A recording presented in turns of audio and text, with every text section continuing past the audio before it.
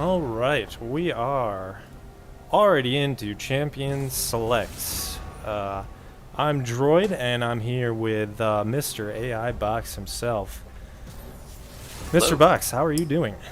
I'm doing wonderful. Really excited to get going with this game. This is definitely one of the more anticipated matchups over the entire tournament between Blood and Abarn. Two of our finalists from the previous 1v1 tournament, so it should be a lot of fun. Oh, true. I had totally forgotten about the 1v1 tournament. So, it looks like we've got a Yone ban. I assume that's directed at Bloodbath. Yeah, most likely, and Blood's team is then responding with an Aurelia ban Oh, they're just aimed going... at what I would assume is Abarn. Yeah, they're just going with 2 mid lane bans. I expect we'll see probably 3 mid lane bans. I think that's very possible. There's a lot of contested picks in the bot lane, and top lane is kind of a wild card position between these two teams. So I think the pick ban will be really interesting calling up. The Lulu ban. Targeting Spirit of Fate. Yep, that's definitely a signature champion. If anyone has made their name on the server with the champion, it's definitely Spirit of Fate Lulu. Everyone knows about that one, for sure. Oh, All right, the there's the Caitlyn ban. I think that's fair. Caitlyn's a really strong champion right now. Yeah, especially red side. You don't want to give that up for a first pick when there's a lot of contested power picks out there. Caitlyn's one you don't want to throw away. Respond with the Ezreal. Blind pick Ezreal. Yeah, see, what I think they're going to try and do here is play really safe bot lane. Pick a safe bot lane and then play through mid on Abarn's side. Yeah, I think I could definitely see a lot of history between Rick Stout and Abarn. They've been playing together for a really long time. Spent a lot of time kind of building that chemistry. So I think that was what led to Abarn picking Stout so early, kind of trying to really build that synergy and that jungle presence in the mid lane. Oh, the Aphelios. Oh, wow. Very spicy, very exciting. That is a little bit fantastic. surprising. I'm super excited to see what this bot lane looks like. Aphelios really can be a huge point of power, especially if they pick a team that plays well around it. I'm really excited to see. I imagine we'll see Spirit of Fate on some sort of enchanter bot lane. I would assume we'll see it here. Otherwise, Yep, it will get banned. Oh, no, they're going to go for the priority pick for Espen. He is the engaged tank player for the team. He's been spamming a lot of Sejuani. Yep, I'm not surprised to see that pick at all. J4. If anyone knows Abarn, he wants his jungler to play J4, so that's a very obvious pick right there, but it didn't look like Blood respected it enough to ban it out. I think that's fair. No surprises out of the jungle so far. I think both teams went into it trying to target the lanes and a lot of the primary carries, because they knew what they were expecting out of the jungle. Morgana, so that... We'll have to see how quick Dude Mandingo is with those Morgana shields, if he can stuff some of these Sejuani ults. For sure, yeah. Both teams showing a lot of pick and a lot of engage between the Jarvan and the Morgana and the Sejuani. I'm curious to see how Blood rounds out this composition, especially since we were most likely expecting Blood on that carry. There it is. The mage, a lot of wave clear out of the mid, very safe pick. Yep, and I expect we'll see 2 more mid bans out of Blood's team here, as Abarn has yet to pick a champion for the mid lane. That would be a safe pick. However, a little birdie told me that Abarn has been practicing a lot of really crazy stuff, a lot of really interesting stuff. So I'm excited to see if he busts out anything over the course of the series. He was calling for people to ban his Hecarim mid. However, I don't think that is going to be a likely ban. Mid, yeah. Maybe not, especially not with this team composition. That would be quite an interesting pick. But if he picks it, the hype would be through the roof. I would not be able to wait. I would just want to get in game right away and see what happens with it. Shen ban, okay. So maybe Blood's trying to give himself a strong winning top lane here with the Shen ban, and maybe a Darius ban to go along with it. I know Hippogriff, that's his other strong champion. For sure, yeah. Definitely Hippogriff has favored a lot of carries in the past. Although, yeah, the Ori ban. Another champion from Abarn's pool. Yep. I expect them to maybe ban out just another enchanter. They want to. Yep, make it hard for this Aphelios to play this game.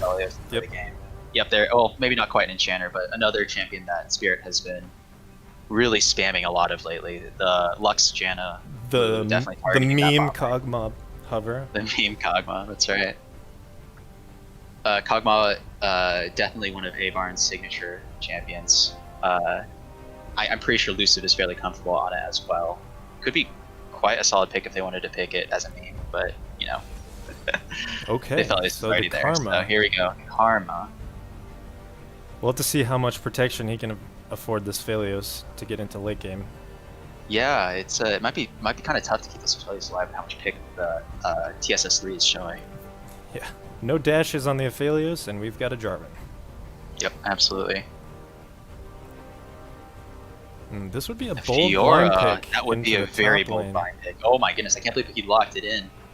The Fiora in the top lane versus whatever Blood decides to choose. That's a very bold pick. I'm very excited to see how the top lane. We'll have to keep an eye on that and how that Wow. shakes out. And the LeBlanc for Abarn. The LeBlanc Overall, not so very interesting surprising, but team. the Fiora definitely surprising to see that blind picked. Right. You had to Showing a blind lot pick of something, of course, but I was expecting something a little more safe. Absolutely. Potentially something to protect this Ezreal, or something that could push out lanes safely from the side lanes Set. in the set versus the Fiora. I've heard as far- people say they like both sides of the set Fiora matchup, so I'm not sure what that even means. Of course, when we're considering the primary carries to the teams, Bloodbath and Meon, huge point of strength for Trolls R Us. And as far as TSS3, they look to have a very balanced team of carries. It'll be really interesting to see how the junglers decide to path early and hit the lanes. Really can't wait to see what shakes out with that. Moving on, the bot lane matchup is another one that we'll have to keep an eye on. Ezreal versus Aphelios, kind of an interesting matchup. Aphelios, obviously at the mercy of what guns he has pulled out. Early on, it might be a little odd playing versus the Morgana. However, if Karma is able to play the laning strength effectively, that could be quite a good lane for them. We'll have to see what happens. And obviously in the middle lane, Abarn versus I'm Tiny Rick. Ziggs, lot of wave clear, however, can be quite dangerous against the LeBlanc. We'll see once again. To see which playstyle wins out. LeBlanc right. with the roams or Ziggs with the constant pushing? Mm-hmm. Both teams have quite a decent amount of side lane strength should it come to some sort of split pushing game, some sort of split pushing TP play around objectives. Not really sure. I think it'll kind of, we'll have to see about 10 minutes, 15 minutes in which team is going to be able to play the map more effectively. Yeah, if red side can get an early Rift Herald with the Sejuani and maybe some set pressure top, throwing that mid lane could just result in 100-0 that tower. That is, yeah, Ziggs W with its destruction of towers is so scary. As soon as his team gets one Rift, that tower is good as gone. Yep. You basically stack the Rift plus maybe one or two more people, and it can be just so much pressure and so much of a swing. Toasty TG on the Aphelios. I have not seen him play Aphelios yet, so we'll see if he's got some practice on this champion. It is a little bit different than the standard AD carry. Toasty TG is, I'm sure, quite a capable Aphelios player. Has had a fair amount of experience with it. Of course, his signature champions, I think, are more leaning toward the Caitlyn. However, he does have quite a bit of Aphelios played, and especially with Caitlyn most likely being a signature red side ban for a lot of these matchups and a lot of these drafting. So, although, you know, she's getting a slight nerf with the next patch, but I'm not sure that'll affect TCL too much. Put her back where she was. Yeah. So after seeing the comps, who's your pick? Who's your spicy pick to win game one here? I think it's really heavily dependent on what happens around mid. If Trolls R Us are able to get an early Rift and transition Ziggs out of the lane, I would probably give it to Trolls R Us. However, if LeBlanc gets too out of control, too many kills early, too much roaming power, and has no way, the Trolls R Us had no way of playing around that pick potential between Morgana and LeBlanc and Jarvan, then I could absolutely see TSS3 taking it. So I think my current pick is probably going to be TSS3 for this game. I would agree with that. I think we're going to see a very early gank mid lane, and we're going to see a kill on this LeBlanc, and it's going to be tough for that Aphelios after that. Yeah, it should be really interesting. I think that the Morgana was a really kind of heads up early pick. They picked it third, but it really does give the Ezreal a lot of space to play. Gives the Ezreal a lot of kind of space to do his aggressive thing, which Luciv is quite an aggressive AD carry and really wants to be that playmaker for his team. So hopefully, if Dumandu goes on point with these Dark Bindings, he'll be able to make the plays he wants. On the other hand, with Toasty TG and Aphelios, you know, there's always potential for the Aphelios pop-off. So I'm not going to write them off just yet. Yeah, another thing I like about the Morgana is just adds to Abarn's teams, TSS3 teams, pick potential. Sure. Absolutely. Sometimes you get hit by that Morgana Q, and you go up, you make a sandwich, you come back, and you're still standing there. Absolutely, and potentially gives LeBlanc the ability to make some plays that he normally wouldn't try to go for with that Black Shield. Maybe he calls for the Black Shield. I mean, Black Shield me now, I might go for something crazy. And that's sometimes what really leads to game-winning plays, is you just saying, like, I see like maybe a 40-30% possibility here of something big. Put a Black Shield on me, let me see what happens to this. And that can be really game-winning. All right, we are into game here.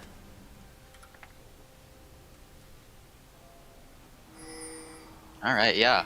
So both teams on the Rift, pretty standard starts coming out of both teams. Really curious to see what happens with these early jungle pathings. Both teams looking like they're just going for a... Yep, I saw it, actually, yeah. TSS3 looking for an early stack in the Crybush. 30 seconds until minions. Trolls R Us does have the 5-point mostly set up, though, so they should be able to nobody in defend the mid this. lane. However, nobody looks quite in position to be able to be picked. Karma hovering back by her jungle entrance, not trying to give the other team anything to work with here. TG, a little bit of emotes. Fantastic. You know, that's something that I feel like Riot has really explored a lot, is the emote game. You know, between I don't know if you were able to watch the C9 versus FlyQuest game. The white flag emote. My favorite. White flag emote, a lot of memeing there. A lot of memers of both these teams. I'm curious to see. You know, there's a little bit of bad blood happening between these two teams. Obviously, the headliners being the classic Abarn versus Blud rivalry, of which I'm pretty sure there's a greater than 95% win rate on one side. Not saying which side, but probably gonna be a lot of trolling and memeing, which will be a lot Looks like we're gonna have bot side starts for both of the junglers. That's right. Sejuani just looking to do Gromp, possibly clear more of her jungle, but Jarvan skipping all of his bot side camps to move top side. Going straight buff to buff. That's right. And maybe he's looking for an early gank in one of his lanes, or potentially trying to use these double buffs to set up some sort of like jungle invade and something weird here. We'll see what happens.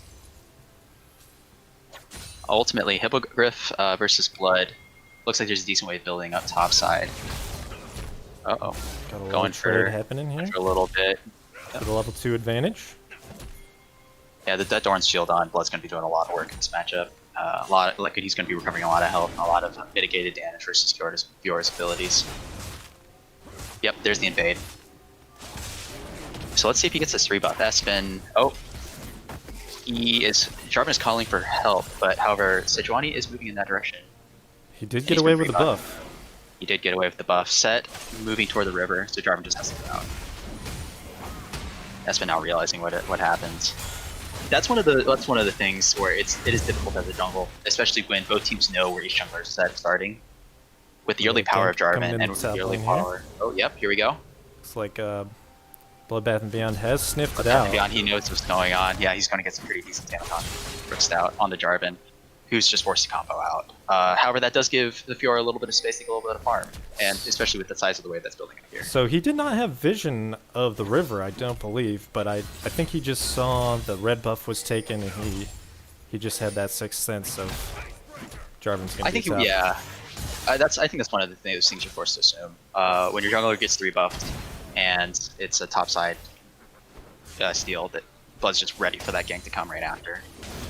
We do have Espen with the full clear on the Sejuani, minus his red buff, of course. Yeah. Not He's looking for any full pressure. mana.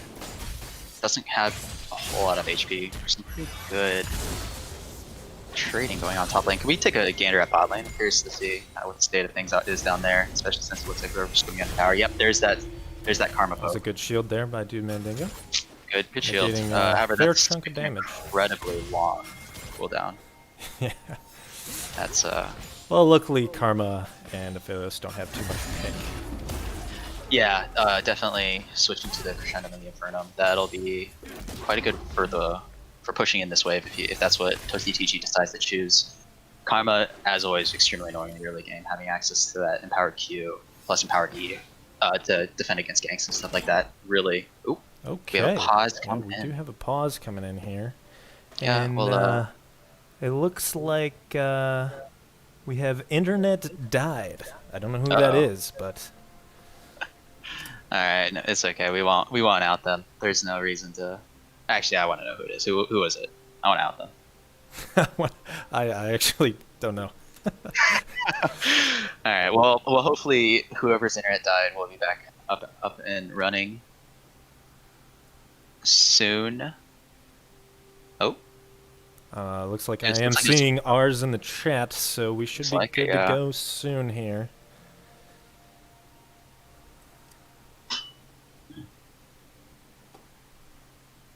And we're back. all right, and we're back at it. Yeah. So looking at the CS differences, Zig's actually pulling decent amount ahead, about up by 5 CS or so. Somewhat Mid lane, which expected. is- I mean, LeBlanc's not really there to farm. She's there to get level 6 and go bot lane. Oh, a little bit of a trade. Nice satchel. Not letting LeBlanc. Not rock letting her that Q. chain land, yeah. Right.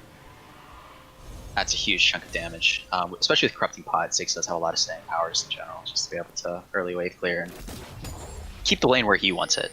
So we're just getting a pretty safe early game from both teams here. And not a lot happening outside of that one gank at the top. If Fiora did go back and get the Dorans plus the longswords, that's a lot of. Ooh, Oh, we here's got an a catch. exchange. Got a binding. Ooh, the W, the Q block from the minion. I wonder if Luciv had his E, because he could have easily E'd in, forced out a heal or something, and potentially. Yeah, Toasty with the steady hands on that heal. He did not use Yeah, really. any sums in the bot lane here. That's the power of Morgana, though. You land one binding and the entire complexion of the bomb can change. However, a little bit of trade going in top. Some pretty good damage. Oh, very nice dodge on the center of the set. Oh, It's looks pretty like we even got a little lane. bit of a gank setting up in the bot lane here. For sure, absolutely. Sejuani wanted trying to make something happen here. does have especially the with, that Q. There we go, fantastic. And a lot of early trading. Toasty TG taking a lot of damage from the Q. However, Spirit of Fate so low that that's 2 flashes burned. Oh, and we have a kill in the top lane. Blood on the Fiora. I wonder what happened. What the situation was there. Possibly just Fiora getting a little over aggressive, trying to make a play where he can't. Now he doesn't have teleport, so he's going to lose a very large wave here. That's going to be a huge swing. Wonder if there was a fight in the minion wave there, because there's about 15 of them. Very possible. This is a huge deal. Giving up both a kill, your CS lead, a plate, and about a wave and a half. That's going to be a big swing for Blood. Interesting to see how he capitalizes on it. Looks like TSS3 looking to do the dragon. The end result of that bot lane fight, by the way, was jungler flash for red side for both sums on the AD carry. So we'll see if that comes into play. The Hail Mary Ziggs ult, however, doesn't end up mattering. Works out with a good early jungle control between the 3 buff and the dragon, really making sure that he owns the map in turn for his team. Now it's interesting to see how he decides to transition that as far as ganks goes. The lanes don't look too favorable for him right now, so he's just going to go into the jungle and keep farming. Abarn with the sword shoes start. That's very aggressive, I would say. Interesting. Really trying to make something happen early. That's early spell pen, that's early movement speed. Trying to see if he can transition with that. He's probably going to be calling for this next blue buff. Oh yeah, for sure. Yeah. I Bot assume lane he'll be still pushing in holding. this wave and taking the blue buff here. Most likely, yeah. However, it is a Ziggs, so... Yep, there it is. So it shouldn't be too much of a Yep, and there's the blue buff transfer. Bot lane, fairly even. However, the BF sword on the Aphelios is quite... With the sword boot start, I want to see Abarn roaming. That's what he gets the extra move speed for and the extra pen. Yep, That's a what he lot of wants to be power. doing. Yep, and especially against this Aphelios, that could be a very dead Aphelios if Abarn decides to make a trip down there. Rixat getting a little bit low, and the jungle's probably not going to be able to make any sort of gank happen. Yep, he's just looking to go back. Doesn't know he's on vision there. Not quite, yeah. Oh, Is it he going knows to now. matter? 2-level difference between jungler and mid there. Yeah, Abarn's really hovering around that top side trying to help out this Fiora. Fiora's actually back up in CS again, which is extremely noticeable, notable, excuse me, given what had happened earlier. Oh, very nice parry. Negating all of that damage from the set. Blood maintaining a lot of priority. Espen now in the area. I wonder if they go for a dive. That would be a difficult call. I think he's there more just in case the Jarvan was trying for something cheeky. For sure. Obviously not knowing that the Jarvan had back. Dude, being a little low. Looked like he had full cleared his jungle and now wanted to make something happen. Looks like they're going to take this top advantage into an early Rift Herald. So that That's should really be a really good gold difference for the red team. If they can take that mid, they can do some real damage with the Ziggs. Yeah, as we mentioned with the Ziggs comp, this is just such a huge early objective. Arguably, can be more impactful than an early dragon, just because that Rift Herald. Oop, Not the smite we were looking for, but luckily no one not was a there. big deal. But whatever he decides to take, it looks like he's going for gank top. Might drop at top and get Blood more of a gold advantage. Can we actually check the gold difference real quick? See where both teams lie. Oh, yep, he's popping it. Yep, quite a large advantage top. That as we will would not expect. quite take the turret, but it will be close. Looks like we've got a gank going bot. Nothing came of it, and Jarvan EQ Not in quite. there. Toasty DG getting a little bit low, but he does have that. He did That form. light steal gun.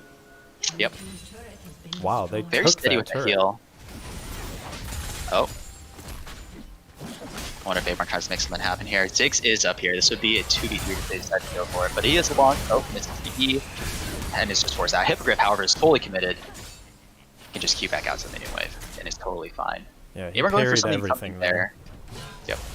Abarn going for something there. Not quite the easiest play to make, and Possible ultimately dive they just coming walk in for here. it. Possible dive coming in here. Toasty GG is very low. Going for the lifesteal ult. Heal up. They're in with the ignite, and he lives. Oh no, he Wow. doesn't. Excuse me. Spirit of Fate, walking out with a little less than half health. I thought that Karma W was going to save his life. Yeah, that's crazy. Just going for a little bit of exit poke. And that was a good dive. However, it doesn't look like it's going to transition into any clades or anything. Help stabilize that bot lane a little bit, especially with both cool starts and the affiliates already on Berserker's Grease plus the BS Sword. That is quite a power spike for him. So keeping him down, really a solid choice. Pretty good pathing by Brook, especially maintaining this this early jungle pressure. I'd like to see him invade the Sejuani more. Sejuani doesn't look to be in a spot where that she's comfortable, if anything. Whether she's able to is a completely different story, but Sejuani doesn't look like she's in a spot where she wants to contest her jungle or fight this Jarvan. TSS3 needed that bot lane gank to work as top lane is a bit of a disaster right now. Yeah, on the bright side, Fiora might be able to get a little bit of farm this Gromp out, just get a little bit of catch up to this very large set who already has the Bramble plus the Bilge. That is a scary set for this TSS3 lineup. And I think the longer this game goes, the better off that Fiora is going to be. The heavier she'll Oh, be in that 1v1. nice Q over the wall, catching him with the CC, not going for the ult, doesn't look like they have enough follow-up damage. Abarn is ultimately just fine. Takes a little bit of damage, just pops his pot. However, that might give him enough priority over the dragon. They look like they've swept out all the vision. Yep, it looks like TSS3 is going to make a play on this. We have Ezreal from underneath, works out up top, he has Black Shield on him, he looks like he's going to... Here comes the block on the Sejuani, steals the Ocean Drake.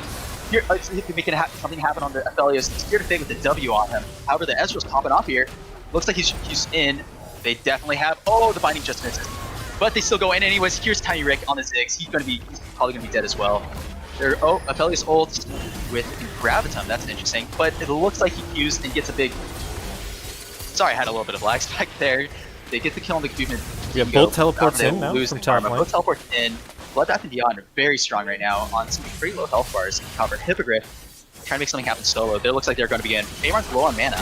Rook Stout. Oh, he EQs the set ult. Doesn't make it happen. He gets a kill on the block.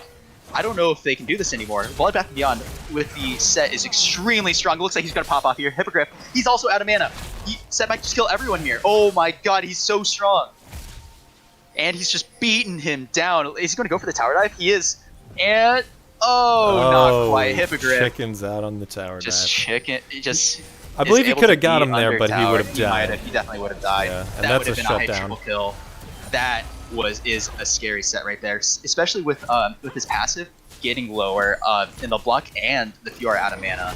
They just couldn't make anything happen on it. He just comes in and cleans up. However, overall, still a good fight for them getting this Dragon Steel plus, I believe, 3 kills. Yeah, overall game state is very close still. Yeah. Ultimately, that a little bit of gold lead, probably most likely coming from the Rift. However, 2 dragons in favor of TSS3. Let's see where the gold is actually. Yep, as we expect, 2k up in the top lane. Fairly even across the board otherwise, except for the support actually. You're seeing a solid 1100 gold difference on the Morgana versus the Karma. But all of that gold difference pretty much in that top lane. More pushing in top. Nice binding. Gonna stop this Aphelios from possibly getting a lot of this wave. Very nice. Picking up another dive here here. comes the dive. It's the 4-man. This is TSS3's plan. Ezreal basically just solo killing the Aphelios, and here comes in the other 2 for the cleanup on the Karma. Big plays, really clearly showing how they want to play this game. 4-manning. Oh, and Hippogriff's in trouble now. Espen is going in on him. Does Hippogriff have his parry anymore? He's going to go over the wall and dodges the Sejuani jump. Big plays by Hippogriff. Sejuani needed to save Very that nice Q escape. for when Hippogriff went over the wall there, and they would have had that Absolutely kill. needed to see what Fiora was going to do first before committing. And it looked like Hippogriff was playing as if he didn't have his parry anymore. I must have used it on something already. So ultimately, that dive in the bot lane, that 4-man, really working out yet again, resulting in 2 kills. This Aphelios staying put even further. Ooh, going in on the Ziggs, not quite getting the Q proc yet again. We got a Sejuani way off in a flank here. Oh, we have an ult in the. It looks like Jarvan was forced to blow his flash over the wall. I think Set ulted. Yep. Yeah, he's just gonna walk away though. So ultimately, lives. Not the worst thing in the world. Blowing flash on Jarvan is a little sad because that's another tool out of your engage repertoire, another tool out of your pick repertoire. But hey, he lives.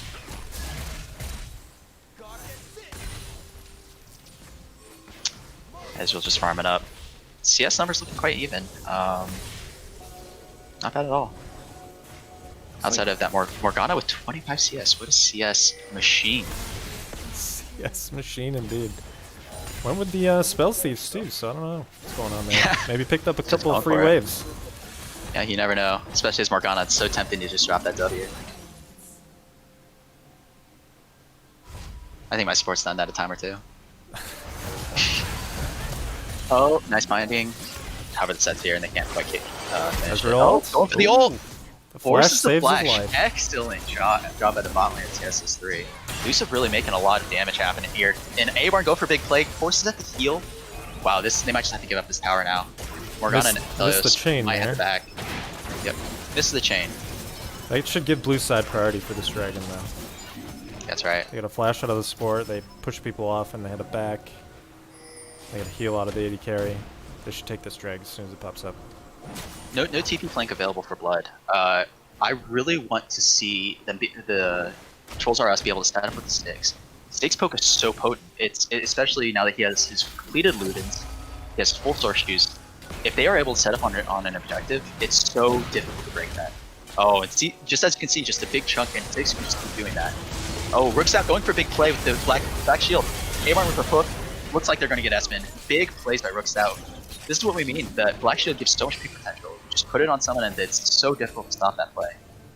So they were trying to set up for drag. The red side was trying to set up for drag, but they didn't have their Ziggs there to poke everyone off. Yep, that's if Diggs is able to get his damage, that's big. Otherwise, it's so difficult for us to make a play against him.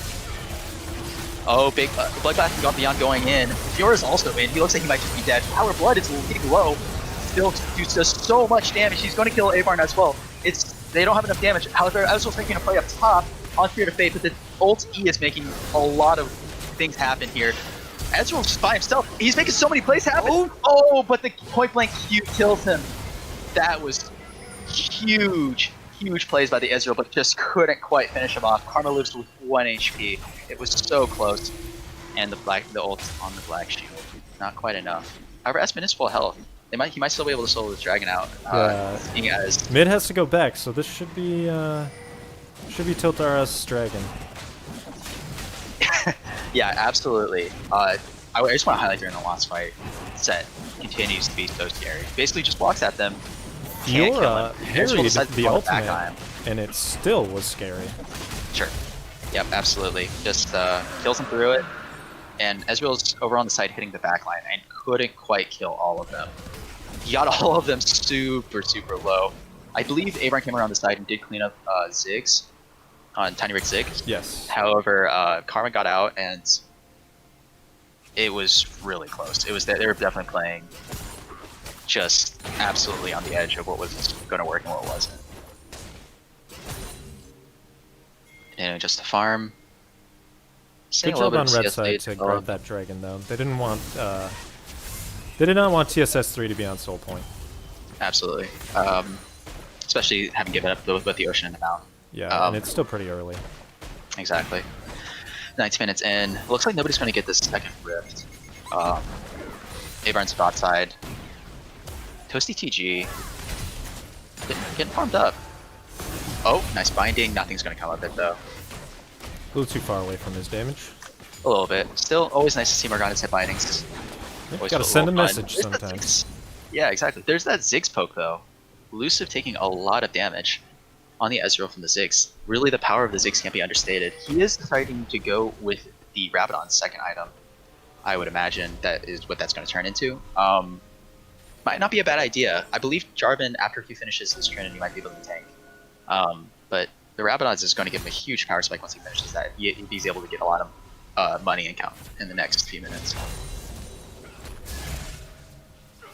I also want to highlight the Set versus the Fiora level difference. That's a 2-level difference. So when it comes to split pushing, that's going to be extremely difficult for Fiora if that's the plan she wants to do. She might end up having to look for a big TP flank on and clean up. She wants to get back into the split push game, especially since she's about almost a full item behind. She has the Ravenous Hydra versus the binding. Rixat just goes in, and Spirit of Fate is just dead. Very nice binding. Spirit of Fate is just dead. Seeing some big picks come out of him in particular. This Morgana is scary. Oh, is this ult? Oh, and he's just dead. He's just dead. Big bindings out of Doom Mendigo. 2 in a row on the bot lane of Trolls R Us, and that is just going to be a mid turret as a result. That is amazing. Toasty TG on the Aphelios, probably a little overextended. Can't be too. Oh, and a binding. Can't be too far up on as such an immobile AD carry. That might just be a mistake by him. However, definitely credit where credit is due. Big bindings out of Morgana. Yeah, these Morgana picks are disgusting. Yeah, absolutely. Some trading happening in the bot lane. Bloodbath and Beyond is about 70% health. Wonder if he's looking to reset. He's probably got a lot of gold on him. Yep, there it is. Red team's turret has Yep. been destroyed. Oh, but Hippogriff is going for it. Curious decision. When if he has ult, he is looking to proc his vitals. He can't quite get it, and it just has to be out. Especially the lower Blood gets. With the Bork just goes in and just beats him down. Oh, nice little dodge, but it's probably not. Oh my god, he's just out. Wow. Huge dodge. Not just most of the set damage. That's the skill shot, and it just cues away. Just walks away. Probably a little bit of an overextension, but nevertheless forces out the Bork active plus the flash out of the set and just walks away. That is truly 5. I cannot believe that man is alive. Oh my god, that's amazing. They swapped lanes. Splunk is in the bottom lane now. I wish the Splunk was a little bit more active, sweeping out vision, placing vision, and looking for picks rather than just moving from lane to lane. Oh, however, I am an idiot. He just walks by and just solo kills Blood. The J4 was there. I'm not sure if he was involved, but he was there. I don't believe he was. Blood was obviously a little bit lower, but just walks in and kills him. That is going to be the source of a lot of traffic in the future. I can absolutely promise you that. Blood's first death Zero MR on this. Solo pushed up by set. himself to Abarn. Yep. Toasty TG on the Aphelios. We do have our dragon in 45 seconds as well. Absolutely. This Ezreal is huge, by the way. Looking at his items, he's going to have his death dance very soon, and he is going to be dishing out the damage, especially with this anti-healing versus the Aphelios healing, the set healing. It's going to be very, very useful. And it's going to be very strong.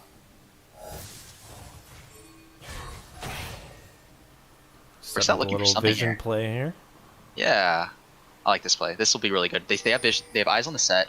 They know that they're forced to walk in and get vision. And here's the pick on the Sejuani. Drop the things, drop everything on him, and he's dead. Big plays. Nice engagement by Rogue Stout. Really good job playing around vision and just forcing a pick. That's what their team does so much. But here's Blood at the on the flank. Nice binding. However, he might just be dead. Oh, yep. Here's Abarn in on the side trying to make something happen. It looks like he gets out with the W. No, he doesn't. The Karma looks like with Ignite. Hippogriff is out, but that's the power of the Ziggs. Just walks away, forces the entire team walk through this choke, and just deal damage and gets a trade kill on the way back.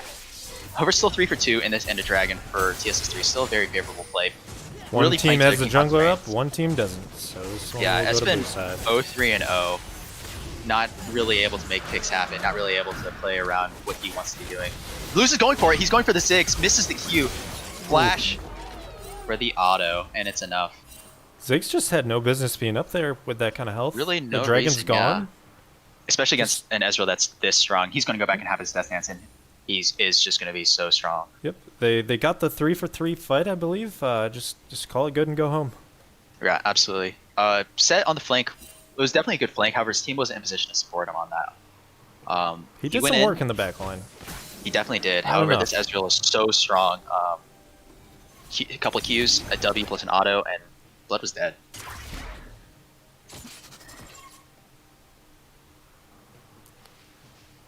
Crucially, neither team has vision of Baron here. Also want to point out that what we said about this LeBlanc being around the side, forcing the Cephalios to play in a certain way that he doesn't want to play. They're having a hard time actually protecting him with Spirit of Fate. They have to play so far back under the threat of this LeBlanc and all the pick that TSS3 is showing that Blood sometimes just kind of out by himself.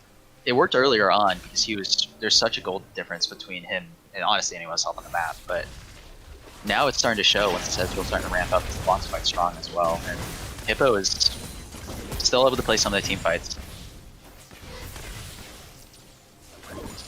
And Rook can't be overstated. 14 out of 17 kills with the Ezreal. They're making a lot of plays happen for sure.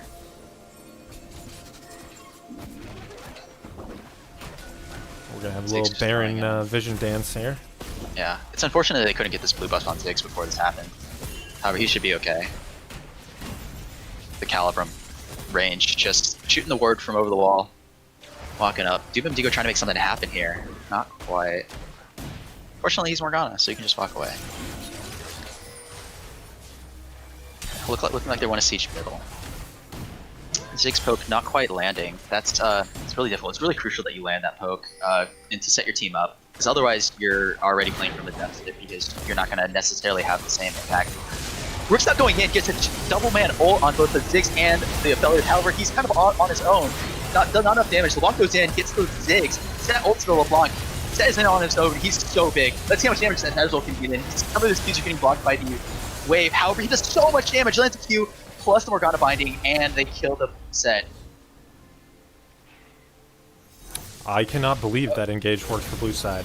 Rook Stout goes Yeah. in 1v5 for Truly burnt. the Jade 4 ult. And does they get the almost 2 for no 1. damage. Yeah, I think that just goes to show how strong TSS3 is right now. Abarn with a LeBlanc landing. Oh, here comes a good binding. Hippogriff is in. However, the Aphelios damage with his Infernum going in, not quite enough. Ezreal is in with a heal, forced to heal up, and Karma is dead. This Ezreal is Aphelios doing was- some damage. He is so strong, really playing super aggressive and making a lot of plays happen. Yeah, the Aphelios was forced to go over to the Raptor camp and use his lifesteal, his Severum Q, to heal up on the camp, and just Karma died. Oh, from the side here, must the TP play. Hippogriff is just instantly dead. Melts to the Ziggs, plus the You set had the damage. That's it. Infernum Aphelios ult there, just Yeah, but deleted here's someone. LeBlanc from the side. Oh, beautiful set ult, but it just doesn't matter. Ezreal does so much damage. They're not going on the Ezreal as well. He's just shooting by himself. Ultimately gets the LeBlanc. However, Ezreal's just and the Sejal on the side. Ezreal is just free firing during these fights and dealing so much damage. Despite that being an incredibly favorable trade. it's mostly because they've just been fighting for like 5 straight minutes. So we had a 2-for-1 blue side favored, straight back into a 4-for-2 red side favored. Everyone's dying. The greediest pink ward take. Ezreal's going to try to go for a 1v3 here. He doesn't have E, and He's doing it. he's just going to get to the trade kill. Oh, he's still... That is a huge shutdown onto your Ziggs. That's a big truck down. Yeah, big truck down. A big shutdown, absolutely. That's interesting position by the Ezreal. He does trade 1-for-1, but it's on the 1-4-2, at the time 1-4-1 jungler. Absolutely not worth. Incredibly greedy to stay for that pink ward, but I guess shows 30 gold, man. 1. Yeah, dude. Fortunately, no objectives on the horizon at the moment, so We got Dragon 13. Looks like blue is just going to take this, and that'll be Soul. Red is not in position to contest this at all. Sejuani is just respawning now. I thought Trolls of Us absolutely could have forced that. Without the Ezreal, this team is so much weaker in the team fight. Yeah, they absolutely should have. They absolutely should have pushed forward. That, however, was top lane. Didn't have TP, so I guess they're forced to go full. Without the Ezreal there, they can win the 4v4 no problem. I absolutely think that's the case, especially with this set. It's so much tougher for them to burst them down with that consistent damage and that consistent, like, just huge not lich. That being said, Air Soul does seem to be the weakest, so I don't think they're too worried about it. But at the same time, it gives them a lot of ability to move around the map and make picks. That, I think, is really not bad for their team at all. That Maybe they would have wanted little something extra else, movement speed for the set on the flank. Yep. For the Morgana and the Jarvan, and just be able to set up a lot of these plays. Now it's all about the Baron. I still think that was a huge macro mistake from Trolls R Us. I think they could have made something happen here. I agree. They didn't need to give that one. Nope. Set still bot side. Trying to get just as strong as possible. It doesn't have teleport either. Coming in. Oh, here comes Rickstat with the black shield. Going in with the ult. However, he's by himself. He just dies. Espen is still almost. And there goes the Morgana as well. That was an overextension. They can't quite make that happen anymore. Rickstat just gets blown up. Again, Rookstout going in with the 1v4 ultimate. Oh, Sejuani with the flash ult. Not quite connected with it. That. Oh, here comes Hypocrite from the side. This is way too ambitious. See if he can get over the wall, but he's not. Ezreal free fire from over the wall. That is just an overextension. Sejuani is way too tanky. However, there's going to make something happen still, and it's going to be Baron. Yep. That was a huge overextension, especially on the Sejuani. The EQ ult with the Jarvan is just not going to be enough like it was earlier in the game. See if they can get any poke done here. Tanky. Ezreal's still very strong. Abarn taking quite a bit of damage though on the side. And then that is Baron for TSS3. 25 gold. That is a huge, huge shift in the game. Look at this gold. One small over 600. We are 200 gold difference at 31 minutes in this crazy. I am so excited to see what happens next. To see how Red Team utilizes Air Soul versus Baron. Right. I don't want to jinx the game, but I think it might come down to an Elder push because there's still a lot of towers left on both sides. It might come to an Elder. Team fight Elder push, Elder team fight, yeah, and see what happens with that. Another thing that can't be overstated from the last fight was when Ziggs is able to just sit there and force the team to funnel into him. He puts his D down, he puts his ult down, he throws Qs. It's scary. And he's getting to the point, once he finishes the Leandries, where he's going to be shredding. Like, a lot of health, just with every single Q. So... yeah, he should be relatively close to Landry's. Oh, he has it now if he backs. Oh, there you go, yeah. He should be backing now. I don't know what he's doing now. He's going mid. Should be backing. TSS3 getting to the point where they can't just take a pick on anyone. They need to start getting into the backline, killing this Aphelios. Oh, going for the blood set, going in. Rickstat taking a lot of damage. So he's already half health. Meanwhile, big flank, the flash ult. Amar's going in. He's going for the Aphelios, but it looks like he's not going to make it happen. He's just dead. Meanwhile, Hippogriff still fighting the set, and it can't do anything about it. Blood just zones the entire rest of the team while Abarn tries to make a pick on the Aphelios, but between the Karma and Espen still has all of his tools to go in. Ezreal forced the flash. Set's still going in on Doom and Dingo. He is so beefy, but Ezreal's still kind of shredding. Aphelios missing his ult. However, they can still keep chasing. Yeah, but that's a 3 for nothing. There's no wave clear on blue side. They can push this in. Yeah. I think I definitely underestimated the power of the Karma E plus the Death Stance. Oh my god, the That Best and is... Beyond with the home guard TP. And Lucid is just honestly in such a bad spot because of it. Oh Home no. guard TP and Karma And just E. like that. Mantra E. Ooh. Yep.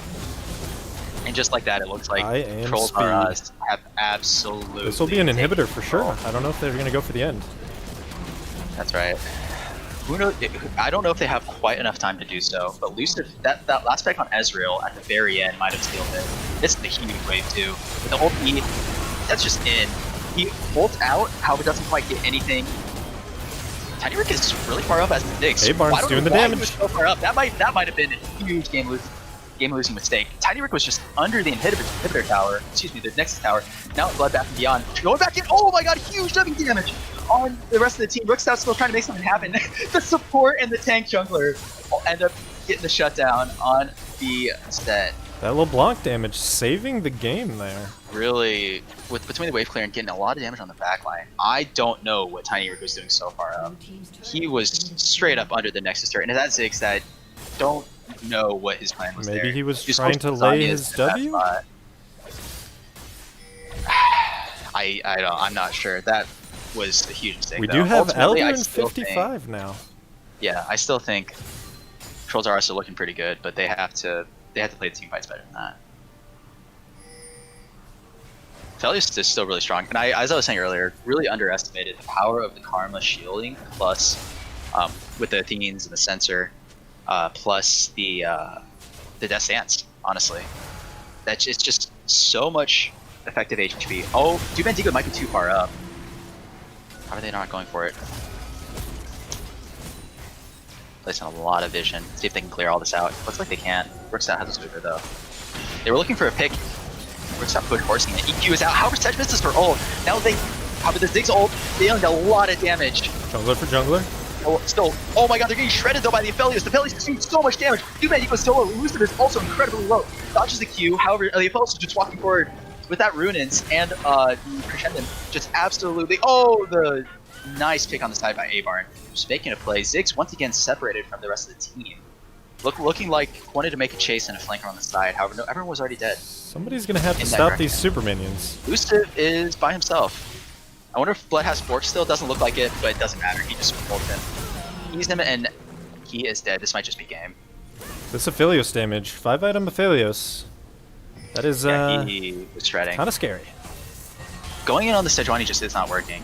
Rickstack going for the Sejuani a few fights in a row now, and it just wasn't quite what they needed to make happen. Misses the E on the set, is just forced out, and this is just the game. And that's What an explosive final 4 or 5 minutes, and they're trying to make something happen, but not quite. Wow, what an explosive final, like 4 or 5 minutes to the the game. team fight from Trolls R Us just too strong for that pick comp. Yeah, I think ultimately if we want to go back to what a few of the major mistakes that happened with TSS3 is really fully committing to that Sejuani and not able to burst it down in time. What happened was the Ziggs was able to just layer all of his AoE on top of the DPS that were trying to hit down the Sejuani, and they couldn't kill him in time, and they just took so much AoE damage between the Rudins, from the FLs, and the Ziggs, that most of their backline was half health, if that, during that last fight. That last fight was without a Sejuani ult too. Whiffed that Yep, backwards. yeah, he whipped it on the J4 as he was coming back out. Alright, let's see what we got for damage here. Yep. Ah, yes. As expected, the Ezreal was pumping out the damage. He just didn't have the consistent deeps to get through, you know, the Sejuani and the set. Yep. Alright, well, I think we are going to take a slight break here, and then we shall be back. See you guys soon.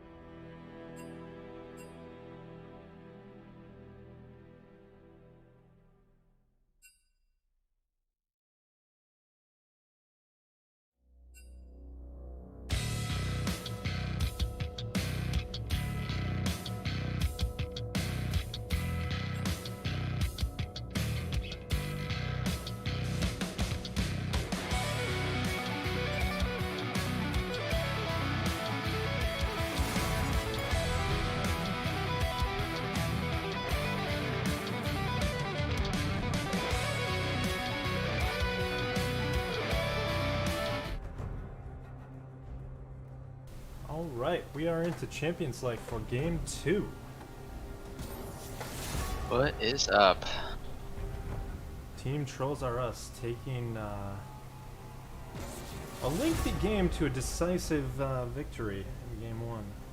Yeah, quite an explosive final few minutes. Really just a couple of unfortunate fights and chokes in areas that the Ziggs and the Fellies were really able to shine with the set and the Sejuani frontlining. So we'll see what TSS3 can do about that this game. The Aphelios ban coming out of TSS3 this time around. Really not liking what happened last time. I agree with that ban. Yep, That's all I'll say about that one. I think it'll be interesting to see what they do on the other side of things, especially if they decide to ban Kate here. They might just decide to take an AD carry early, or maybe force support out early as well. Predictably, two picks aimed at Abarn, two bans, excuse me, aimed at Abarn, and then the one aimed at Elusive. And the Lulu ban. Okay, so Kate is up. There it is. Yep. Hey, Exactly what we would expect. Method, you take it. You take That's first what we were pick, talking Kate. about. Yeah, that's what we were talking about. Both of these AD carries incredibly comfortable on Caitlyn, and it's so tough because it's almost necessarily a ban that you lose on red side. Otherwise, you're probably going to be giving it up early. Well, the I'm Sejuani curious to see takeaway what possibly. TS3 has. Yeah. Yep. I'll be honest, I'm Especially surprised with Abarn Sejuani. would consider letting his jungler play anything but J4. Honestly, I thought Rixet looked good. I think it was some of the team fight decision making in the late game that might not have necessarily been him. You don't never know which one of these team calls and which one of these are just him saying, I see something here. Let's He go did for it." have a couple of engages that were quite a ways away from his supporting damage.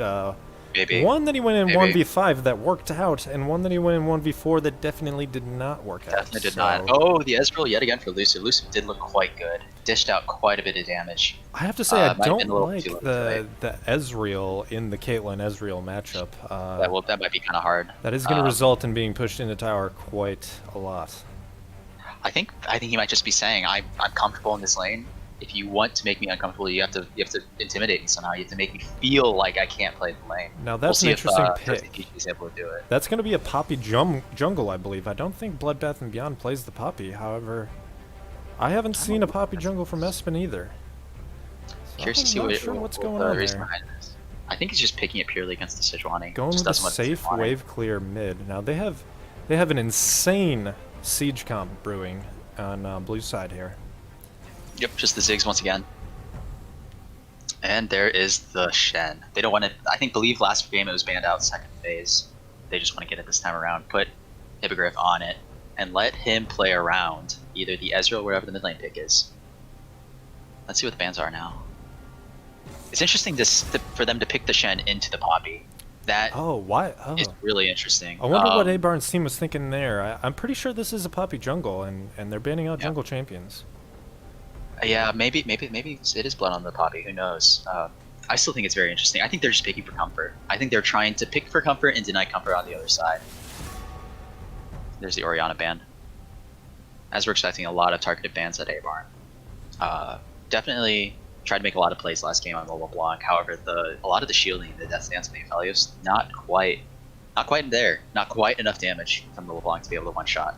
Which is a very scary place to be as LeBlanc. When you're not able to make the picks that you see happen, that's when the game gets hard. He was getting the one pick I think that he needed, but the rest of his team was dead. So Maybe, yeah. He got a few good plays on the Ziggs, that's for sure. yeah, the Ziggs was far away from his support. Yep, the set ban as we would expect. That was a very scary Yep. Blood champion. However, he has quite a large champion pool. Curious to see what they put him on from here on out. Definitely could still be a point of strength on the team on many different champions. I believe they just banned the Morgana there because Abarn's team would almost exclusively have to pick that up. They do not want to play against a Caitlyn Morgana bot lane. As Absolutely. an Ezreal, that will be a nightmare. Yeah, I guess so. The Morgana did a lot of work last game too. Doom and Dingo with a lot of good picks, especially in the mid game, especially around that middle tower. That middle tower getting the pick on the Karma and then the pick on the Aphelios really put them quite far ahead. However, obviously some situations happened later on in the game that negated that. But the Azir, oh, that is exciting. They have got The some real OG. late game scaling. Yeah, the OG Abarn mid laner, the Azir, coming out. See versus how this practiced team. he is on the Azir. Yeah, excited to see. However, like Caitlyn once again, this Nautilus. Poppy, if he times his stop correctly, that's a lot of things he can stop with Poppy. So there's the Shen, there's the Azir, there's the Sejuani. That's true. It's high value out of this Poppy A potentially. lot of value. A lot of value because the Bloodbath other and team Beyond with the picked it. Darius. Now, that is definitely a takeaway pick from Hippogriff. I'm excited to see this top lane. Darius Shen, might be kind of scary. Darius So we'll see what Shen. happens. Ezreal Soraka. That's for Soraka against the Kate Nautilus. That is a story of two very different bot lanes. What they want to do in the lane and Oh, kind of looks what like they're it's good going to at. be a Nautilus jungle. Very interesting. Definitely I- comfort for Espen. Definitely comfort. I don't. Oh, it's Caitlyn Poppy. Excuse me. Yeah. Yeah, I don't. Oof. Can Nautilus jungle right now? This is going to be a rough first clear for Might this be a rough Nautilus. clear. Yeah. Especially. I'm sorry. I keep saying especially. uh, even when you consider what happened last game, the early game, Rookstout 3-buffed him. He 3-buffed him and then walked around the map pretty much at will, kind of controlling the map. Yeah, Aspen And, had in the a early real hard objectives, time getting he had involved a really on rough early jungle. any. I believe they had 15 kills before he was involved in a kill. So it'll be Yeah. interesting to see if he can have more impact on Nautilus. I would hope so. I hope so, yeah. Especially if Rookstat decides to take a similar path this game and kind of invade. He went buff to buff and then invaded, if I remember correctly. We'll see if they ward the topside buff for Espen this time. Yep, I think that might be coming. That being said, Espen on the Sejuani with the Ziggs did take the Rift Herald very early. However, he took a top lane and forced the really, really early first tower in favor of Blood. And that's what initially got Blood, I believe, what was almost a 2k gold difference. So Yeah, that was really, crazy for a really time. huge. So really not trying to undersell what Espen did last game. He was shut out of ganks early. He had a hard time controlling his jungle, but really got that Rift Herald and was able to put Blood in a position to be able to make some big He plays. put his carry in a position to carry, and yeah. And then let their team comp do the rest late game. Yep. So what would you expect coming out of this game, given the lanes and? I gotta say, I'm just confused about this bot lane. You have a Caitlyn that wants to push, but I'm not sure what a Poppy offers a Caitlyn in terms of pushing or really all-inning, or Yeah, if they can especially catch the if they kind Soraka of- against a wall, sure they'll get a kill, but that's about all I'm seeing is potential for bot lane here. Yeah, it's definitely two bot lanes that want to do two very different things. Ezreal very good at, just throwing out Qs, making some plays with his Ws and his ults, and trying to keep the lane in a spot where he can farm. Soraka, you're going to be able to heal him up and poke, especially on this Poppy. Poppy might have a hard time getting close to even use her passive. Soraka just going to be poking with that Q and topping off the Ezreal and stuff like that, and disengaging with silence as well. Yeah, the early Qs from Soraka will be very indicative of how the rest of the lane's going to go, I think. Yep, If she can get that some will poke be down, really big. they'll be alright If to scale up on red side. Absolutely. If Toasty DG is in a position where he can control the lane, he can set Caitlyn traps, he can zone with Q, he can get big headshot procs on the Ezreal, then we might see a very, very difficult lane for the Ezreal. Yeah. I think the real headliner for this is going to be mid lane, though. Ziggs versus the Azir. It might just be a farm fest, but I'm hoping that Sej and Azir kind of come together, make some big plays around 6, because that is incredibly gankable. I'm calling it now. The level 7 5-man party in the bot lane for red side. We're going to have a Shen ult, a 4-man. Yeah, for sure, for sure. Let's not forget what happened in the mid game that put TSS3 like really in a good position was like all of the absolute 4-manning and 5-manning bottom, and that put Aphelios and the Karma in a really tough position where they just had to play back like so far.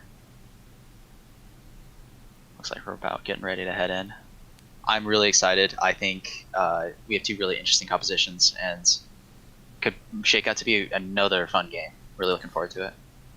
Yeah, it'll be interesting to watch this top lane too. I live a long ways from top lane myself, but I do think that Darius is heavily favored in this, if I'm not That's right. mistaken.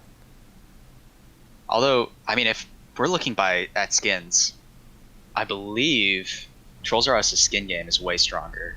that might just be the deciding factor in this game. I Could mean, be. It could be. You look at the other side and you're just intimidated by the fact that they just spent more money than you. Like, what are you supposed to do in that situation? Riot Games has favor upon you. Oh, right into a pause. Fantastic.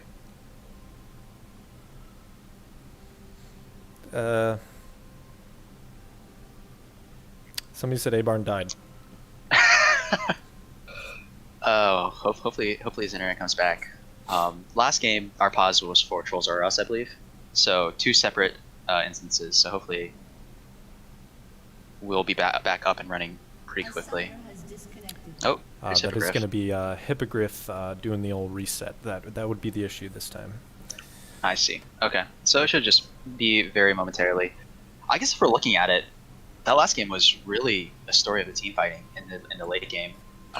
Trolls R Us really coming ahead in those late game team fights and pushing themselves kind of to a win. From Yeah, I think it was just a matter of Aphelios damage versus Ezreal damage, and even though the Ezreal is fed, it's just no match for Aphelios late game damage. Yeah, and the Ziggs definitely still did a lot of work, especially in those chokes with the E's and the Q's kind of like funneling into the Ziggs. That can be really tough as a team to play against. As a team, what do we think like these 2 team comps want to do against each other? I think the siege for Trolls R Us is just so intense. The siege from Trolls R Us is very strong. However, on TSS3 side, we have a really just the prototypical standard front to back team fight comp. For sure. So yeah, be you have 2 interesting great if they can get that rolling. I think if Spirit of Fate is able to get some big stops with this Poppy against maybe an Azir Sec or a Sejuani Q or a Shenton, then that could be really, really game-changing. However, if TSS3 just decides to let them come into them, it might be kind of hard with the Ziggs and the Caitlyn.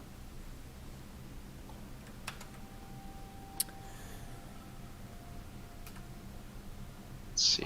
I'm still wondering how this Nautilus jungle is going to work out. Yeah, this could be a huge deciding factor in this game. Nautilus is not. It's not really a meta jungler, but sometimes you can pull off those off-meta picks. Yeah, we'll definitely be watching him closely. I'm curious what his runes look like. His early clear is already probably going to be pretty rough. He's probably going to need a hefty leash out of this. Yeah. Most likely bot lane is what we're expecting. He's got the aftershock, so that'll help. That'll certainly help him for the ganks. Sure. Early clear might be a little rougher as a result, though. Abarn with the Comet in the mid lane instead of like lethal tempo or some sort of like airy play or something like that. I think that's really kind of indicating that he wants to be poking. He wants to be like controlling the lane. Yep. He's going to try and get some early poke. Absolutely. If he's keeping his soldiers up, using his Qs, autoing very effectively, that's going to add to a lot of damage. I would expect then he will go for the Gnasher's Tooth first item, which could mean that he's running low on mana. We'll have to see if that becomes an issue for these early team fights. I would assume he went Mana Flow, which definitely helps. Could negate some of that, issues. Another thing that I've heard has been a thing, especially with Azir mains, has been taking Halo Blades for that early kind of just huge burst of trading with your soldiers. Yeah. Didn't go with that. I think he just wants to play the lane out versus the Ziggs and really control the top. We are back.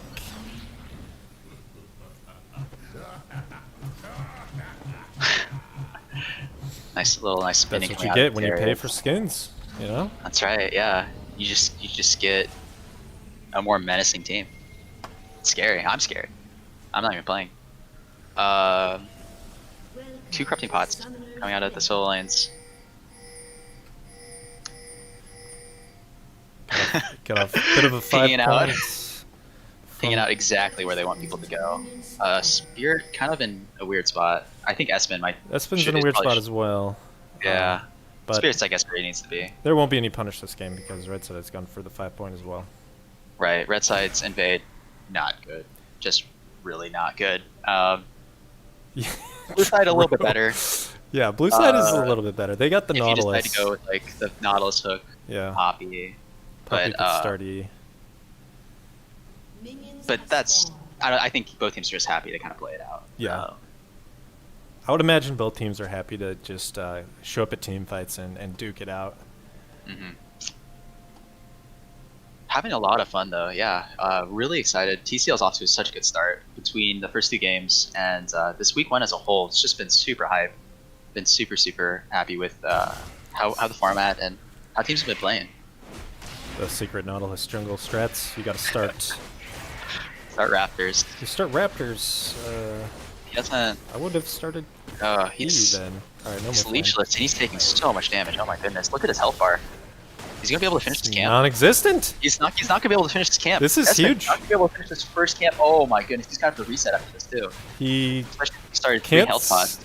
Can you Can't smite do the it. little ones? No, that's so sad. Oh man. Oh, All right. can he do it? I'm not sure. I think he might be able to do it. It was Look 3 at us walking CS. forward. 4 CS. He did it.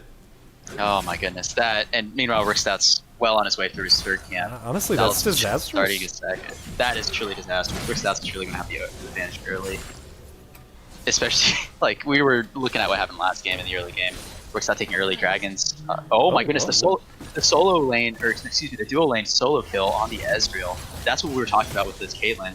Looking forward for the headshot on the Soraka. Soraka walks forward and takes it. Ezreal's still That level is 1, huge. so that must have been a level 2 play there. Just a level 2 play. Lemon not even having to blow flash. Just walks up, must have landed a nice knockback on a wall, ignites, and that's just it. Especially with the trap on the Caitlyn. That is potent damage. Which is what I would imagine happened that play. That is really sad for the Ezreal. Now he's going to walk back. He's missing a lot of CS. He's already behind an XP. Came back with nothing. Just has to come back with a refillable pot.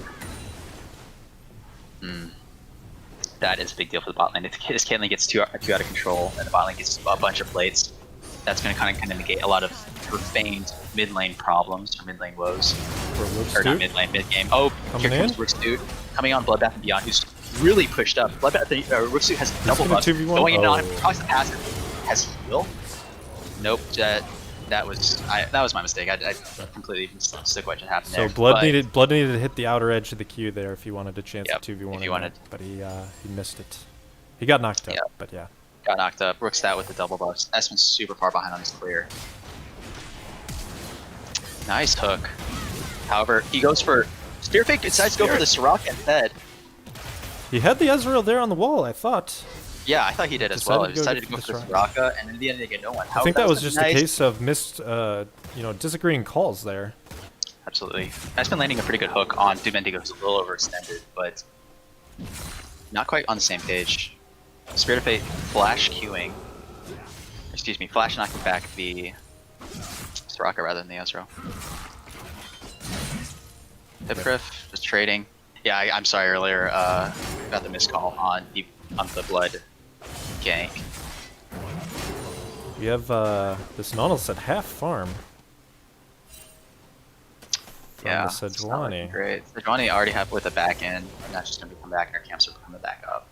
It's just quite a He's disaster. still looking early for clear this the Nautilus. bot lane gank. I don't think he's taken his blue buff yet. We're 4.5 He minutes has in. not. Yeah, he's not been top side of the jungle at all. Yeah, Hippogriff trading pretty well. He's quite he's quite far behind in farm. However, trading fairly well and just staying alive in the lane.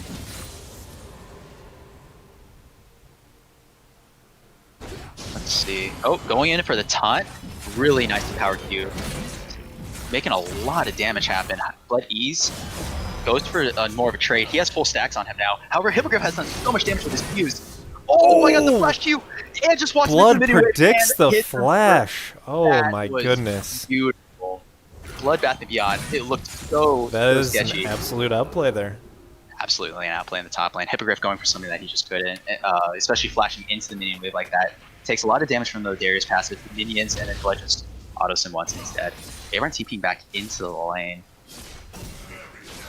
for to push this wave and back in. I believe Ziggs is out of mana and just can't stay, so might end up losing this cannon wave here, which That's actually going to be huge for the top lane. That early Sejuani gank put the kill on the Sejuani. So I would imagine Blood is now up in gold. Yeah, he's 700. yeah, wide Hold up. far up in gold. We're seeing a similar deficit in the jungle though, just because of that early clear. Plus, Espen finally taking his blue buff, getting some camp stolen. He's looking behind for a gank on the bot lane. There's no wards available in this area. However, he's walking through river just instead of walking through lane. They know. Let's see if they can make anything happen. They don't really have any engage outside of Sejuani. Bobby can just pop her shield up too, so... Oh, but he gets a passive. Mistakenly let him get too many autos. The heal comes out. Rookstout's getting a little bit low though. That's a nice shield. That's a nice trap though by the Caitlyn. Stopping all damage. It's a good gank. Forces out the heal, but they have no real engage outside of the Sejuani, just literally just walking in. Yeah, the damage just couldn't get to that Sejuani to help her out. It's impressive that she was still able to get her passive, seeing as she's like the only melee. But ultimately was not enough. Nice Caitlyn trap and a heal coming out. Poppy just disengaging from behind. Kill doesn't come through. But the CS difference in the bottom lane. If you look at that's really the story of it. Also the early executioners coming out of Caitlyn. First item executioners.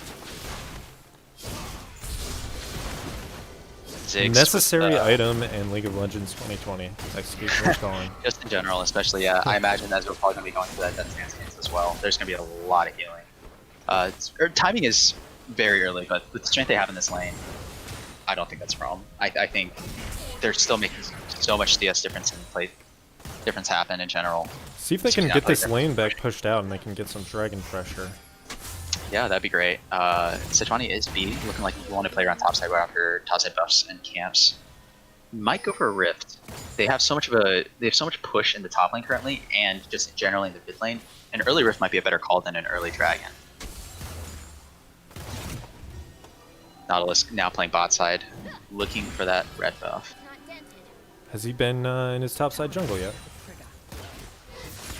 Yeah, he did have the opportunity to take his blue buff.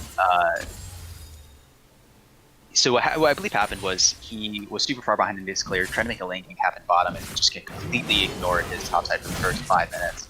Hey, when your topside is winning on their own, you can afford to stay bot. I approve of the move. Yeah, making some big plays happen. It was a little overextended earlier on. It got punished by Rookstout, but that still a kill on Hippogriff was really nice to watch. Looks like they are looking to play around that Rift Herald. Bloodbath Neon walking forward. Rookstout sees him. Blood is so strong though. I don't know. Yeah, he has so much health. He does. There's the Shen ult. The Azir stack coming in, and the Shen taunt, and he's just dead. Well coordinated by TS3. I'm not sure really what Blood was thinking there. That. I think he thought the Ziggs was coming in. And they could be 3 with his strain. He was quite strong. Did a lot of damage for Rookstout, but wasn't enough. Yeah, that's a 1v3 though. Maybe he was feeling himself a little. And there's like we were talking about, but that mid lane strength really transitioned into a lot of early pressure into the top river. Gives them the Rift Herald, gives them that kill on Blood.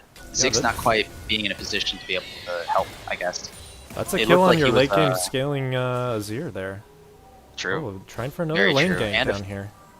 And a 15 CS difference. Also, interesting itemization coming out of the Draka, but nonetheless. That will be an Art Incense. Yeah. Still okay. Nonetheless, making a play on the other side of the map after seeing that happen. Goes for the air drake. Nice Rift Herald. Oh, nice W actually, delaying the Rift a little bit. Oh, the flash coming out of the Poppy, going to the Azir. All the flash attack. He's out of mana though, so this is going to be Rook dying. Can't turn around to help. The Ignite flash comes out of the Poppy on the Azir, forces the flash out as the bot lane rotates up. And I don't believe anyone got plates for that Rift outside of Rookstout should have. Yeah, outside of Rookstout, I don't believe anyone else got Abarn would not have. Gold. A lot of this early gold being funneled onto the jungler, the Sejuani, which is not really what you want. They're trying to make something happen. However, as the dragon got taken, that should have been a signal that they weren't in a position to be able to farm out the wave anymore. Yeah, I think as the dragon was taken, they had already laid the Rift Herald, and they were getting greedy for those plates. Absolutely, really wanted that extra gold. Bot lane was still stuck in lane. Oh, the respect flash coming out. Not sure if that was necessary coming out of the. He has no mana. That would be. I think he got scared. Yeah, so he couldn't E. However, that would not have stunned. No, Nautilus was around, but I don't think anything would have come from that. Yeah, exactly. I'm not sure he needed to, but I still think that better safe than sorry. You don't want to give more advantage to this bot lane. Rookstout coming in for a nice gank. Good taunt into the Sejuani passive rotation. Blood healing quite a bit, and he gets the kill on the Sejuani. Stacking up his passive, and he has full. Oh, and Hippogriff is forced to flash out. Oh, and he flashes for it, tries to get the full stacks on the Abarn and the ult, but it's not enough damage. Kind of a waste of a flash by Blood. Yeah, kind of overestimating how much damage he does there. still does a lot of damage. True damage to that Sejuani, really nullifying a lot of that health and a lot of that armor that she's going to be wanting to build up in the future. Still, big plays coming out of Blood, trading 1-for-1 in a 3v1 situation. As well, taking a lot of damage. Spirit of Fate, I have to give a lot of credit to him. He's making this look Got quite strong. another lane gank. Yeah, another lane gank out of Espen. Misses the Q. That might give him a false sense of security in here after they miss the Q on the second push with Espen. Oh, he shows, and it's over. Wonder if they thought that he knew. I feel like TSS3's bot lane is just playing safe because they feel like they have to. Sejuani is here though. Here comes the TP play out of Hippogriff. I don't know if Trollzars has seen. Brickstout's quite tanky. They can't quite kill him. Oh no, that's the Azir TP. Spirit of Fate taking a lot of damage. The flash exhaust out of the Soraka, not really making anything happen. Still quite good out of Brickstout. Spirit of Fate with the Popyar just told him to get out of here. Absolutely. The Caitlyn traps not quite enough on the Sejuani. Still, a nice heads up play by the TSS3 trying to make something happen. They're looking almost even. There it is. They're looking exactly even on plates. There's a very large CS difference, but can't. But Ezreal's still going to scale. Still going to be dealing a lot of damage if he gets enough items, which Ezreal items are so cheap. That's absolutely not out of the question. Nice TP by Azir, trying to make something happen, especially since he's so much stronger than the Ziggs right now with 2 kills and a 20 CS lead. Pardon my math. 20 CS lead in the middle lane. Trying to make something happen with that. Not quite enough damage to burst down the Nautilus, and he couldn't quite get behind the backline to get on the Poppy or the Caitlyn. Darius walking around behind. I'm not Can't sure make if he was anything happen seen here, walking into that last bush there or not. I think he did. I think he saw him walking into the cubby, and at that point just assumed that he was. Alcove gameplay. Yep. Oh. Ooh, missed hunt. Oh, that's really bold. He sees Brickstout coming in, but he heals so much. Oh, but there's Espen as well. Does Brickstout have enough damage to kill Bloodbath and Beyond? Not quite. Bloodbath and Beyond healing so much, playing around his Q really well, getting all the heals down. Even though he has no mana, uses those last bits of mana to heal up enough to turn that gank around. Looks like that one That kill is went also on the flush out of Nautilus. this. That's absolutely okay. They're going to get plates. Bloodbath and Beyond is, of course, such an advantage here in the top lane. That's been And there on the Sejuani Nautilus also to save that play, really. Yeah, he's been very good positions to stabilize his lanes on good ganks. Counter ganking this Brickstout Sejuani quite well as well. And there's first tower. Not early enough to get the plates, I believe, on all of them, but still. Very close. It's first turret. Tiny Rick on the Ziggs. Holding steady. Hasn't died. Still CSing well. And he's just doing Ziggs things. And if it looks anything like last game, in the late game, he's able to throw stuff, place his abilities, force people into chokes, and just deal a lot of damage between Rabadon's, Leandry's, and Ardent Center. Yeah, if he He's can still clean gonna up be a his force of positioning a little bit, he's definitely got the damage, and he was hitting the skill shots. Yep. Red team, opportunistic dragon. Saw that they had to reset after the top lane tower, and Ziggs was beating with no mana. It's just a free dragon. Very opportunistic. And we have Inferno Blazes. Infernal, that's a little bit more exciting. I like that. Right. The Relic Shield, I love it. It's just, it's still a little weird for me to see with these ranged attacks, hearing it proc and stuff, but they're going for a nice Rift Herald. After seeing that dragon taken, they can't, this is contested. Nice turret out of the Azir. Using that lane the priority. Azir getting the first turret over the Ziggs in the mid lane, that's surprising. Yeah, he's had so much lane priority, and using that lane priority to transition to that early objective really blows it open. Oh. Oh, the steal on Brickstout 20. He just walks in and takes it. Oh, No, the heartbreak. Yeah, right. However, there was a 2-level difference. Now he goes in for the actual ult. Hippogriffs might go in for it. No, he's not out of going there. to. It's that 2-level difference. Brickstout Sejuani, not level 9 versus level 7 smite. Just goes over the wall. He hits the scrying orb over the wall. Sees that it's getting low. Espen's forced to wait and hold the smite. And he probably should have saved his burst to burst down at that last, like, 100 HP difference. Yeah, Bloodbath and Beyond went top to pick up some more CS instead of helping to finish that one off and Rook there. just walks in and swipes it. It's so sad to see that. He keeps coming back for this Darius. I don't know if they can make this happen. Never mind, his ears here. He's healing so much though. A lot of CC happening. Flash by the Darius doesn't make it over the wall, and Abarn with another kill. He's getting very scary to play against. Darius trying to flash over the wall. Abarn probably would have flashed over to follow him, but still, never feels good to lose your flash, trying to make it over a wall and not making it. Another kill on the Sisir. He's looking very scary. 2v1 wasn't enough to kill the Darius. They brought 3. That's right. Nautilus is around side. He might try and make an ult happen on the Sisir. He does have flash. But like you said, Dread, earlier, this siege is so scary with the K and the Ziggs. But the Zero wave clear. If he's able to keep blue buffs and get blue buffs on him, with the strength on this Azir, the wave clear is actually it's there. It's very manageable. We should be okay.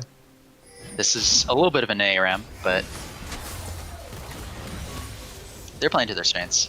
Unfortunately, nobody on blue side is catching this huge wave coming bot, which Ziggs is now going, but a little bit of late of a rotation. Alex probably lost some CS to that.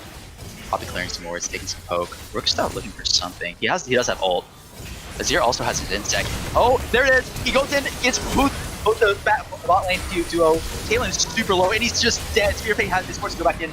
Nautilus taking a lot of damage as well. What a beautiful play by Abarn. Bloodbath and Beyond with the TP. Nice exhaust by the Doom Indigo. Is able to just walk away as a result. And Doom Indigo, or Bloodbath and Beyond is not healing enough, and he just dies to this Azir. Azir is doing so much damage. What a beautiful, beautiful dive. Flash ult in the back line. He catches both Toasty TG and Spirit of Fate. Toasty TG is not able to do anything.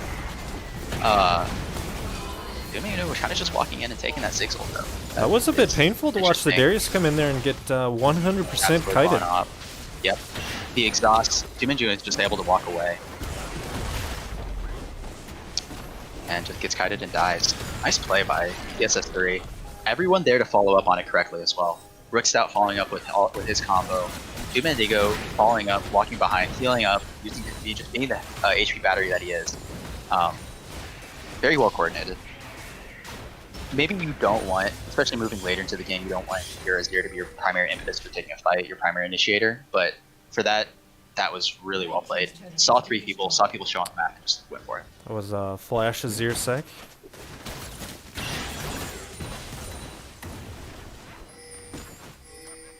We do have another dragon here in 40 seconds. Not too threatening as each team has taken the first. Yeah, Zig's still working at this tower. He might get it this wave. Yeah, it should be pretty close to already used range his for passive. W, depending on what he's maxing first. Looks like he's not maxing it. Doom Dingo's been taking a lot of poke on this rock. Oh, and he gets gone on by the entire team, honestly. Just no Power vision of the from Nautilus the hook. Nautilus hook chained with the poppy. Just goes in. Needs to be a little bit more aware of his positioning. Can't walk ahead of his front line, really, which is this Sejuani. He can't be ahead of him, even if he's trying to step vision. He should have 2 champions between him and the enemy team, the Sejuani and then the Azir. He should be standing behind the Azir, healing the Azir. And considering that if there's an objective coming up, blue team is clearly going to be set up around it. Nice Azir damage coming out. Spirit of Fate looking for something. Rookstout really just being a front liner. But here's the blood flank. Nautilus goes in. Rookstout is completely out of position on the Sejuani. As the DPS is totally zoned, they're hitting Bloodbath and Beyond. Nice Ezreal E. However, Sejuani, here comes the Hippogriff. Sejuani's dead, but the entire backline is so low. Nice WQ out of the Ezreal. Here comes Azir now. Big damage out of the Azir. Lot of stuff happening at the same time. Nice Shen ult. Doom and Dingo once again out of position. Ezreal is forced to E back. Bloodbath and Beyond is healing quite a bit, and now he gets the reset. He's even going on this Abarn. And he gets the Q, and he gets the reset on the Soraka. Botlane just playing out of position. That was so well played up until that point. Botlane completely caught out by this Darius flank. Maybe perhaps not having the vision to see him around the side. I'm so surprised by that. The first 90% of the team fight, Bloodbath and Beyond did actually 0 damage. And then they just walk into him. They just walk into him. He heals. Yeah, I believe he hit 2 people with his axe arc. Healed up a ton. Ezreal just was not able to shoot through him. And then it's Ezreal and Soraka. You can just press R. And he used the ult reset and just went to town. That was incredibly well played. Hippogriff coming in with a Shen ult on Sejuani, really delaying as they kite the areas. And they're on Baron now. Red team does know they had the blue orb. Yeah, Ziggs is out of mana, so this is this might be very slow. I don't believe the collapse is going to be in time. The Azir knows, yeah, they're just going to bail on it. Not quite enough damage, especially with the Ziggs running out of mana. Couldn't do it fast enough. Yeah, still seeing huge CS difference in the jungle. That's kind of where it is. Hippogriff on the... Oh, they're just going to do it themselves! Azir started it. Just takes a bunch of damage. He does have the Banshee's Veil now. There's Brickstat coming in. Yeah! Oh my goodness! Blue side, instead of deciding to back, they cleared their jungle, and now they're just going back now. They're just realizing what's happening. Ziggs still has no mana, he's no health. Can they make anything happen here? Oh, Nals is gonna have to go in for a steal. He's gonna have to try. Bloodbath and Beyond is coming in, but it might be too late. It's gonna go to the smart light. This is a fight, but Azir still secures it. They might just be trying to get out here. Yep, nice. The TP comes in. He's just gonna get out. Trade your jungler for Baron. That's a trade up. Yeah, that was a bit of a waste of TP on the Shen. Rixat did miss the smite, but Azir secures it nonetheless with all those soldiers. Yeah, neither jungler being able to secure that. That is really strange and scary hectic situation. team fight. I don't believe, Espen didn't need the smite, so maybe they're just waiting for some sort of HP breakpoint. Didn't come. Blue team still hasn't backed. I don't know if they can stay with this. They're giving up. They might be able to get this turret. Yeah, they can take this one and leave. Yeah. Yeah, they have so much gold on them. Hippogriff on the side now. Bloodbath and Beyond is Espen's going in. I don't know why, but he's going in. They still have so much gold on them. They might be able to get this pick on Hippogriff. He has no way of getting out. I don't know where Azir was that entire time. Azir needed to be with him for that. And I believe he was clearing mid. That was absolutely the wrong call. And now Blue team's just going to get out with a pick. There's no way TSS3 should have let that happen. In their own jungle, after Trolls R Us have been out on the map for that long, that's just a really big mistake. They might try and stop this. No, not quite. They just get out for free. That was... I think that was a vision play. That was just not quite having an idea of where the enemy team was and knowing how many people were there and what they could do with it. Still giving up quite a bit for that. Hippogriff is dead. He doesn't have TP because he TP'd into that Baron.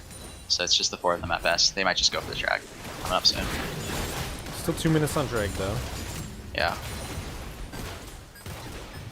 The Azir passive kind of going to waste here.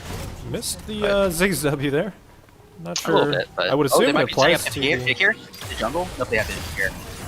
Lucifer takes damage. Brickstout gets drawn on. Dude, Benzigo taking so much damage from that Ziggs ult.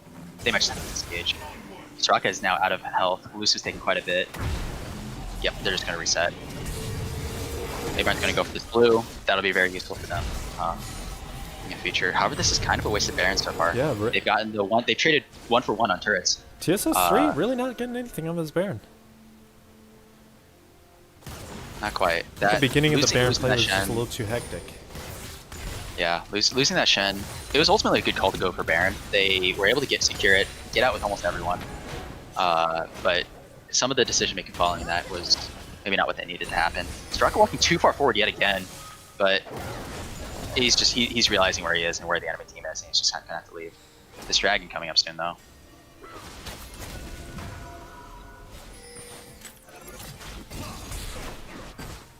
They run walking forward. This Banshees gives him so much ability to just kind of be fearless. It is down now though. Lucifer walking forward. He's quite strong actually with his executioners now. Caitlyn also at a pretty good Iron Break point with this Rapid plus the Infinity Edge. Choosing not to go for the Storm Razor or ooh, a little bit of poke going down. Ooh, the ult on the Ziggs. Big damage on the Ziggs. Silence as well. Can't get out. Puppy dies for it. Espen goes in. Is forced to engage. Big Shen ult on the but the entire time Abarn is melting the backline while Blood is flanking. Wow, Shen ulted the Soraka and the Soraka lived the entire time. Abarn just went on the backline, killed the Tiny Rick, and I believe dealt quite a bit of damage to Toasty and Spirit of Fate. I'm gonna let you in on a little team fight secret. You hit the Sejuani ult on the Ziggs, you win the team fight. That was just so much damage on the Ziggs right away. He was completely not able to fight at all. Sejuani ult, Ezreal ult over the top. He's basically dead already, and I think Abarn just hit him maybe twice. Gets nothing. Nice try coordinating. I thought Espen was in front of. I thought the Nautilus was in front of the Ziggs, but Still caught him. Big ult out of Brook. Who, once again, is just the assist king of the game. Look at this guy. 12 assists. Still Just only one item has- on this Nautilus jungle, too. Yeah. I would imagine But- they wouldn't be going back to this one. This Sejuani has been in every single kill in this game. Just been absolutely everywhere making plays. Now they have a free Infernal. Espen's going to ward over. See, that's gone. A little bit late of a Ziggs ult, but that is on such a low cooldown, especially at this point. Even dragons. apiece. Yep. I would have to say the story of this game has really been the top side of the map. The Sejuani making... Oh my goodness. Elusive. I'm not sure what happened there, but he kind of just went in and just saw the Poppy by herself and just Yeah, went I on. believe the Poppy was lingering there at about half health, trying to clear a ward, and Can't be there. Elusive just went in. This is what we mean, though. Elusive is just such an aggressive AD carry, always looking to make a play for his team, and really making it happen there. Gets the support out. Now lets them play the map as a 5v4, and Set Vision can really control the jungle around as Especially this with team. Baron coming up in the next minute here. Yep, no support to contest it. They're going to try and set Deep Vision in. Smart plays. But anyways, kind of going back to what I was saying, the top side of this map on the TSS3 side, despite some of the early pressure and the early deficit in the top lane, between all of the camping that happened on Bloodbath and Beyond top lane, between the Sejuani and the Zizir, they've really managed to stabilize the game in their favor, and also make quite a bit of early pressure and just plays and initiation. Oh my goodness, Espen taking half his health between the Ezreal and the Azir. Can't be Meanwhile, there. you got the Shen split pushing. He already took tier 1. Yeah, but we can still see that Ziggs damage is really starting to come in. That one Q on the Ezreal did about a third of his health plus the entrance burn. Soraka is forced to just sit here and just use all of her health. Can't walk up versus this team. Can't walk. It might just get Poppy gone on. Might just get Nautilus ulted. Still It's hard for her to uncontested in the recover top lane. He's just taking that turret. That's right. Bloodbath and Beyond forced to be in the bot lane, clearing these supers, That turret's gone. and it's gone. Ziggs not landing enough poke for this to be really scary for them CSS3 yet. got everything they wanted there. And now they can set up Deep Vision and just play around the jungle. Play around Baron and just make sure that... Yep, look at this jungle vision that TSS3 have in the top side of the map. One, Really good. They have a two normal pink wards, ward there. 2 pink Yep. wards. They've got the scuttle. I mean, there's just And no they're just gonna coming start at it. this. And it's just gone. Azir does it so fast with the contest. soldiers. And they're going to look for a turn here. They're going to go on Spirit of Fate Poppy. The Sejuani ult lands. That was my max range. Forces out the Poppy ult. Ezreal coming over but hitting nothing. That was Force that up. was certainly generous range. That was absolute max range. Poppy flashes out. The Ziggs W keeping him alive though. I'm not sure if Poppy really had an option there. They were forced to walk forward and put Vision down. And he's probably the tankiest guy they got right now. Between him and the Nautilus, and Nautilus was quite in position to help out. Was forced to walk out, and This had to burn Nautilus flash for it. is not so tanky. I'm not sure about the Frozen Heart itemization second. That seems like a mistake, especially against the type of power that Azir has. Yeah, I you get don't that really you're have getting the attack speed. reduction, but that I mean, it's not going to I'm bother still not sure Ezreal about too that. much, and you're Exactly. building no MR for this Azir, so I don't know. Yeah, that's. I just don't think he's getting the value he wants out of this item. He's gonna have the Word Mill slow, but it's not enough value. Abarn's kind of far forward. He's got the up on this Ezreal or on this Nautilus. Oh, there's the Nautilus ult out though. Rickstout's in great position to stop it though. What a tank! Spear Fate and Espen taking so much damage. There's the Azir ult. Can't get to him. He was dealing damage from the side, but it's not enough. Nautilus just dies as a result. And now here comes Ezreal, dealing a lot of damage to the Poppy. Bloodbath and Beyond is in on Rickstout. The exhaust once again, and they're just getting kited. The flash in view. Here comes Hippogriff on the Shen, and it's not enough from the side of TSS3. Great Ezreal, team play. wild Really team just side. playing front to back.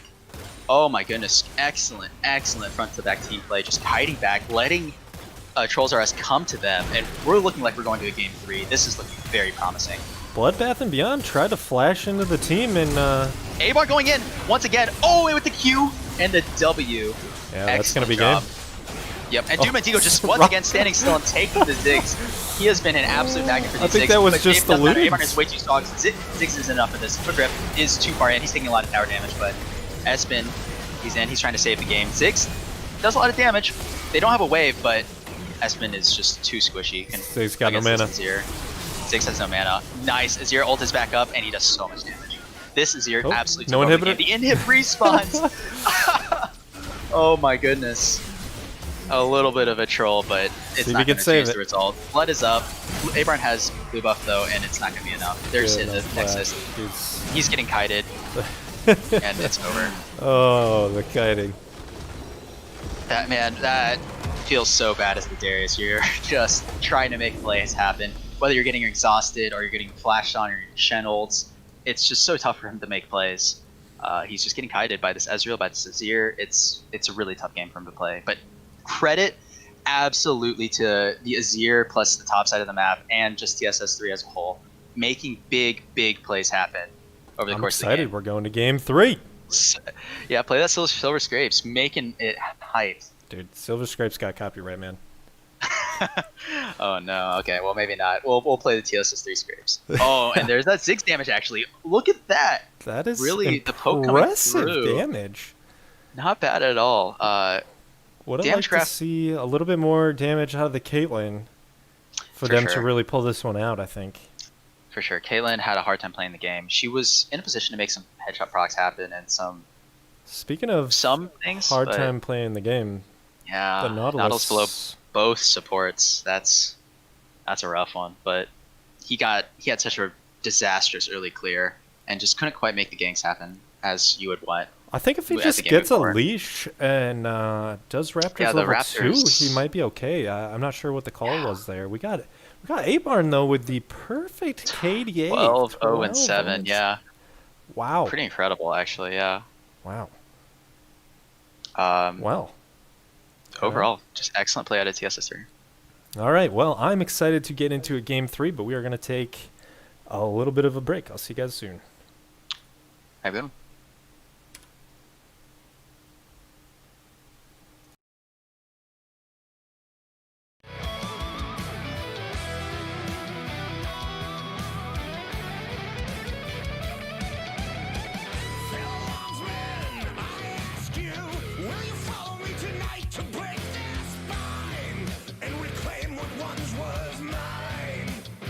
Those cravens backstabbed me, deceived me,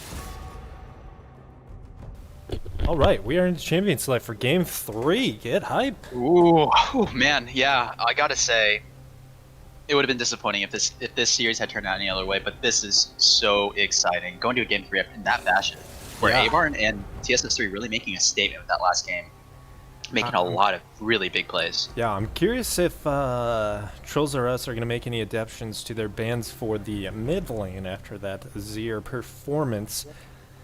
Abarn just seems comfortable playing whatever he wants into this That's Ziggs, right. and he knows he's going to play against the Ziggs.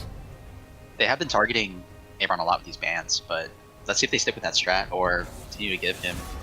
Oh nope, yep, they're still going to stick with it. There is the Aurelia plus Kali, excuse me. This is probably like the Caitlyn ban at the very We got end the again. same 3 bans on blue side here. I would have to imagine this is, yep, there's the Caitlyn ban. So pretty standard all around. These are the bans we've been seeing all series outside of the one game last game that TSS3 played on red side. They didn't ban the Caitlyn. They instead stuck with their 3 bans, and Trolls R Us decided to pick it in the res, Oh, right? And they they're gonna leave up the first. Azir. Are we just going to see the first pick Azir again? Oh, I think No, they're that's taunting good. him. Oh, man. Yep, there's a little bit of Oh. BM going on, a little bit of bad blood. That one but- hurts. That one hurts. But we're in game 3. We're in the rubber match. This is all for all the marbles on the series. I'm sure both of the teams are feeling the pressure, feeling the heat.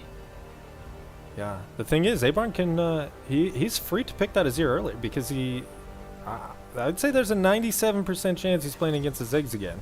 Absolutely. What are the chances that that Trolls R Us decide to pick Rick on another champion? That's, even if it's a different champion, it's probably going to be in a similar style to what they've been doing. The Jhin out of Jhin. Toasty Now TG. I know Toasty That is TG. hype. I've seen his Jhin, and I gotta say I like it.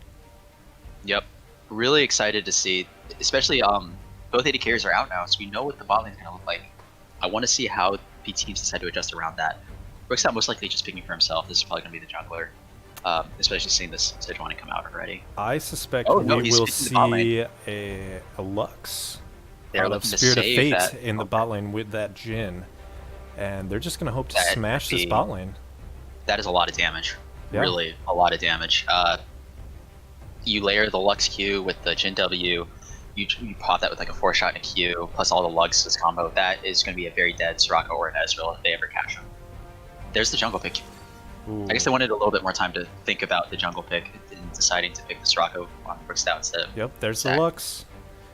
Now, There's the I Lux. gotta say, as a Jhin, that Zach's pretty scary. For sure. Let's not forget though that botlane did get a solo kill last game. Caitlyn on the I believe killed the Ezreal with the Poppy. Yeah. So, If we see similar when- things happening out of the spotlight, it's there gonna be very was scary. there was some lag with the cameraman. He couldn't. I don't know what happened. Oh, there's the there Azir. it is. I can't believe they waited. I guess they wanted to just get out all their picks early, but they waited and gave him the Yeah. Azir ban. I guess they just really didn't want to play against the Caitlyn, Maybe. which makes sense. That's never a fun time. I'm surprised that TSS3 decided to go with the these 3 particular picks, picking the support up this early rather than picking out the Azir. Seeing as Dude Mandingo is most likely probably going to be still on those comfort picks and things. Yeah, maybe they Second just that they just story. liked the Dude Mandigo on the Soraka there. I mean, he did some good work. He kept him alive. That's right. So that is 4 There's the Ziggs. The mid Ziggs lane was bans. quite annoying. 4 mid lane bans from Tilt RS. Hmm. Now, what does Tiny Rick play mid that isn't the Ziggs? We have yet to see anything. Kind of just like glancing through. I'm not seeing anything obvious for him. It could just be another way to play. Maybe it could be like a Xerath. The Xerath, brands, or yep. it could be He the does brand. play brands. There you go. Seldom seen in the mid lane these days, but Very he seldom. will do the damage. Really scary to pick Brand, especially against Zac though. Yeah. Brand. If you're forced to walk up a little bit more as Brand than as Ziggs, especially if you know what a wave clear. So maybe if you walk up a little bit, Yeah. and Zac's able to gank from his own Raptors. On that red could side, be really scary. we have Jhin, Lux, and Brand. That is just going to be a feeding frenzy for So this Zac. squishy. TSS3 once again picking their Shen before just kind of blind picking the Shen, not quite knowing the lane is going to be. Yes. As we had come to expect, Trolls R Us really saving that top lane pick, wanting to put Blood on something comfortable, something that he can carry on, something he can make a lot of plays on. Yep. There's the Rise coming out. The Rise Abarn Hopper. going to his 5th champion in the pool Very here. signature. Yep. Very comfortable on the Rise. Absolutely not outside of his comfort zone. Just seen him play it a lot. And again, we have TSS 3 with that standard front to back team fight, scaling mage in the mid lane. And the Volibear coming for Blood. Wow. That is a spicy pick. Volibear versus Shen. I don't think that's very good for for Volibear, is it? I mean, he can block a lot with that Spear's Refuge. Their topside 2-man is probably stronger than the Zac Shen early, I would have to imagine. So if Espen decides he wants to play her on top a little bit more, because Blood absorbed a lot of pressure that last game. So if Sesh decides she wants to play her on top a little bit more in this game, they can make something happen for sure. Yeah, and I gotta say, I think if Blood's team wants to win this game, they gotta exert some pressure through the mid lane. They have to get this brand strong before this Rise scales. That early, if this Rise is given a rift, free lane, you're gonna have a big problem. Especially that early game from last game. Nala's just not having any pressure. Darius walking into topside river, getting ganked by 3 people, and then giving up Rift Herald. That was a really, really rough start for them, and they can't let that happen again if they want to win this game. Yeah, Trolls are us. I know they like to play through top lane, but the way the lanes are kind of spread out this game, I think you want to play through mid and bot. Yeah, I want to believe that they have a lot of strength in that side of the map. If they can transition to a lot of dragons, take an early soul, they can make a lot of stuff happen. But as far as ease of execution, TSS3, this is such a classic comp. Infernal Soul on Jhin, Brand, Lux, that is going to scary. Hurt. That is extremely scary. They're going to have the entries on the Brand, and there's going to be just so much persistent damage coming out. Yeah. But I keep going back to it, but TSS3's team comp is just so much easier to execute on. They have the Rise, they have the Shen once again. They have a lot of comfort on their team. Dubin goes once again on the Soraka. Lucid picking the Ezreal all 3 games in a row. Clearly a lot of comfort, and this team comp is really, really, really favorable to execute with how they've been playing the previous 2 games. Meanwhile, Trolls are us. I'm not sure how their team comp is, what they kind of really are looking to do in the mid-late game. Yeah, they can make things had happen a really with clear edge, but yeah, they had a really clear pick comp in game 1. And they kind of had a similar comp to this game too, I feel like, but just is kind of half team fighty. It's a little all over the place. They have a lot of team fight damage, but as far as initiation and CC, it is really all on Espen, and maybe a Volibear flank. Yeah, we're gonna need to hit those Sejuani ults this game if they want to come out with a W. Absolutely. As we kind of start getting closer to getting into the game, what do you think? Given the context of the first 2 games, they were both very, very explosive, and they could have gone either way for either team. Man, I don't know. I think I gotta give it to Blood's team on this one. Really? Yeah. Tiny Rick. Look for Tiny. Here's a spicy take. Look for Tiny Rick to have a big game. I am super excited to see how this brand works out against the Rise. I know Spirit of Fate on that really Lux. Favorable early trades. Lux is a very much a pocket pick for this Spirit of Fate. So absolutely. I mean, it was banned in the first game. The Spirit of Fate on Lux is just really it's kind of almost taken over what Lulu is for him in recent days. He's been spamming a lot of Lux, so look for him to make plays. Yeah. Can't write them off. I'm excited about this bot lane. I'm going to go with TSS3. I feel like they have just such a good team comp to execute on what they want, how they play as a team. Yep. They want to play these team fights kind of front to back. They want to go for big plays and then put the game in a way that they control the pacing of the team fight. Yeah. That's how they did last game. Everyone looked like he was a little bit caught out. He got Nautilus ulted, and then they just all collapsed on the Darius from behind. And then they all just played front to back, killed the Nautilus, killed the Darius, and just shredded the backline following that. So yeah. Can you get a safer bot lane than Ezreal Soraka, really? You could. I don't know. it's definitely up there. I mean, maybe the only way to play safe is to play inside your Nexus or something. No, that's definitely a very safe lane. Okay, we got Dark Harvest on the Brand. Spicy. Looking to stack that.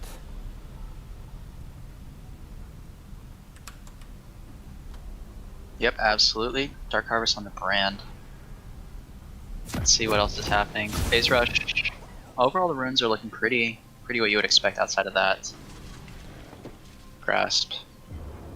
One the of the Aftershock on Ignite the in the back. mid lane too. I'm curious to see Oh, if he'll true. manage to get some kills Yeah. going there. Instead of the teleport this time around, or excuse me, he took the barrier last time around. Yeah. Ignite on the brand versus the Rise. If Brand can land some solid poke early, this could really make a big difference in how Espen is able to pressure the game early. Well, we do have the barrier Because- on the Lux as well. That's interesting. Oh, that is interesting. 30 seconds until minions spawn. I guess the hope is that they're never in range. When they're dropping the full combo, they're never really in range to Ignite. So Right. the barrier, the logic behind the barrier is that it's just more useful in more situations. Because if you're in a position where your Lux is close enough to be comboing and igniting, You're in trouble. yeah, it's probably not like an ideal combat situation. Yeah. You know? Demon Dingo once again with the exhaust. Also going to just kind of highlighting how useful that was versus the Darius last game. Just slowing him down, making sure he gave his carries space to kite. Yeah, just added to that kiting potential and Yeah, and it's troubling to think that making the might Darius happen sad. with Volibear, honestly. Volibear obviously with a few more tools to negate that, but it still might be scary for this Volibear to deal with. Just walking in on a huge flank and then having one button pressed on you and just feeling like you can't do anything. Tiny Rick rocking forward. It's a Q. Some solid poke on the Abarn. Overall, the mid laners just kind of doing their thing. Abarn starting with the mana crystal. Gonna be stacking his tier early. Bot lane still both leashed. Gonna be calling that out to their junglers into 15. Red side starts or bot side starts on both teams. Top lane, Blood pushing in once again. We've seen this 3 games in a row. Blood, nice job predicting Hippogriff's movement. Now he's just walking up with the way of hitting Hippogriff at the same time. Hippogriff walking forward with the press the attack He procced did not on want him. that. Yeah. Yeah.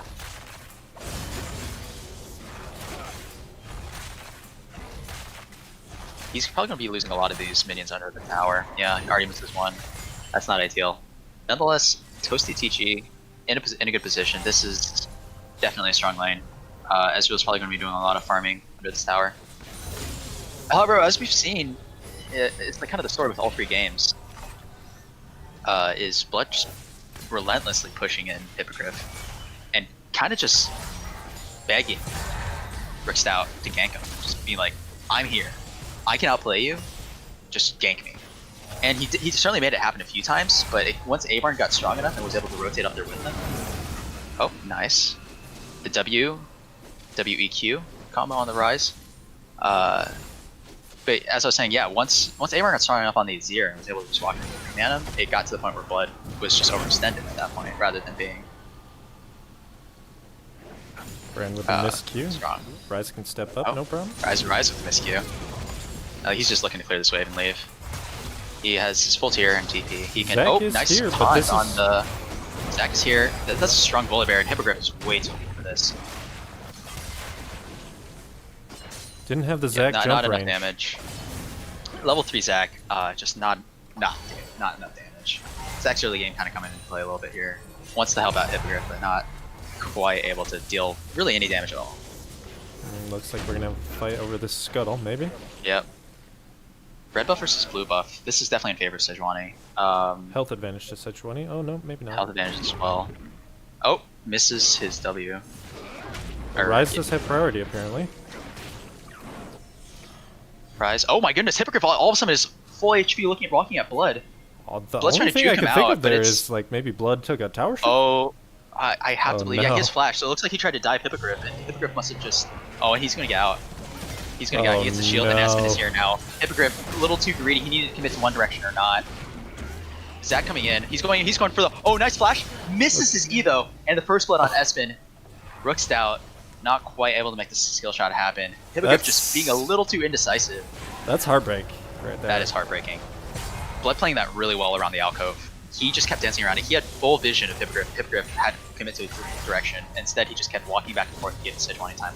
I'd be interested to know what the Shen taunt timer was if he couldn't have just taunted over the alcove wall and made something happen.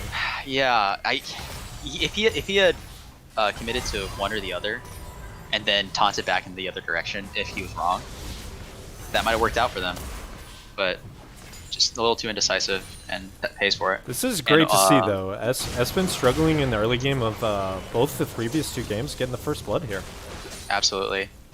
Blood staying a little bit. Oh no, he TP back in. This is huge, actually. This is a With huge the repeat wave. gank. Blood TP's back in, immediately dies, and now loses 2 waves. That is a huge stabilizing force. Blood didn't get an assist on the Hippogriff kill either. So this is actually, Hippogriff is probably going to be ahead with this play. Yep. Yeah, certainly. That is a really well timed gank by Rook Stout. Really well played. Bloodbath Beyond, once again, playing very disrespectfully versus this top lane jungle combo.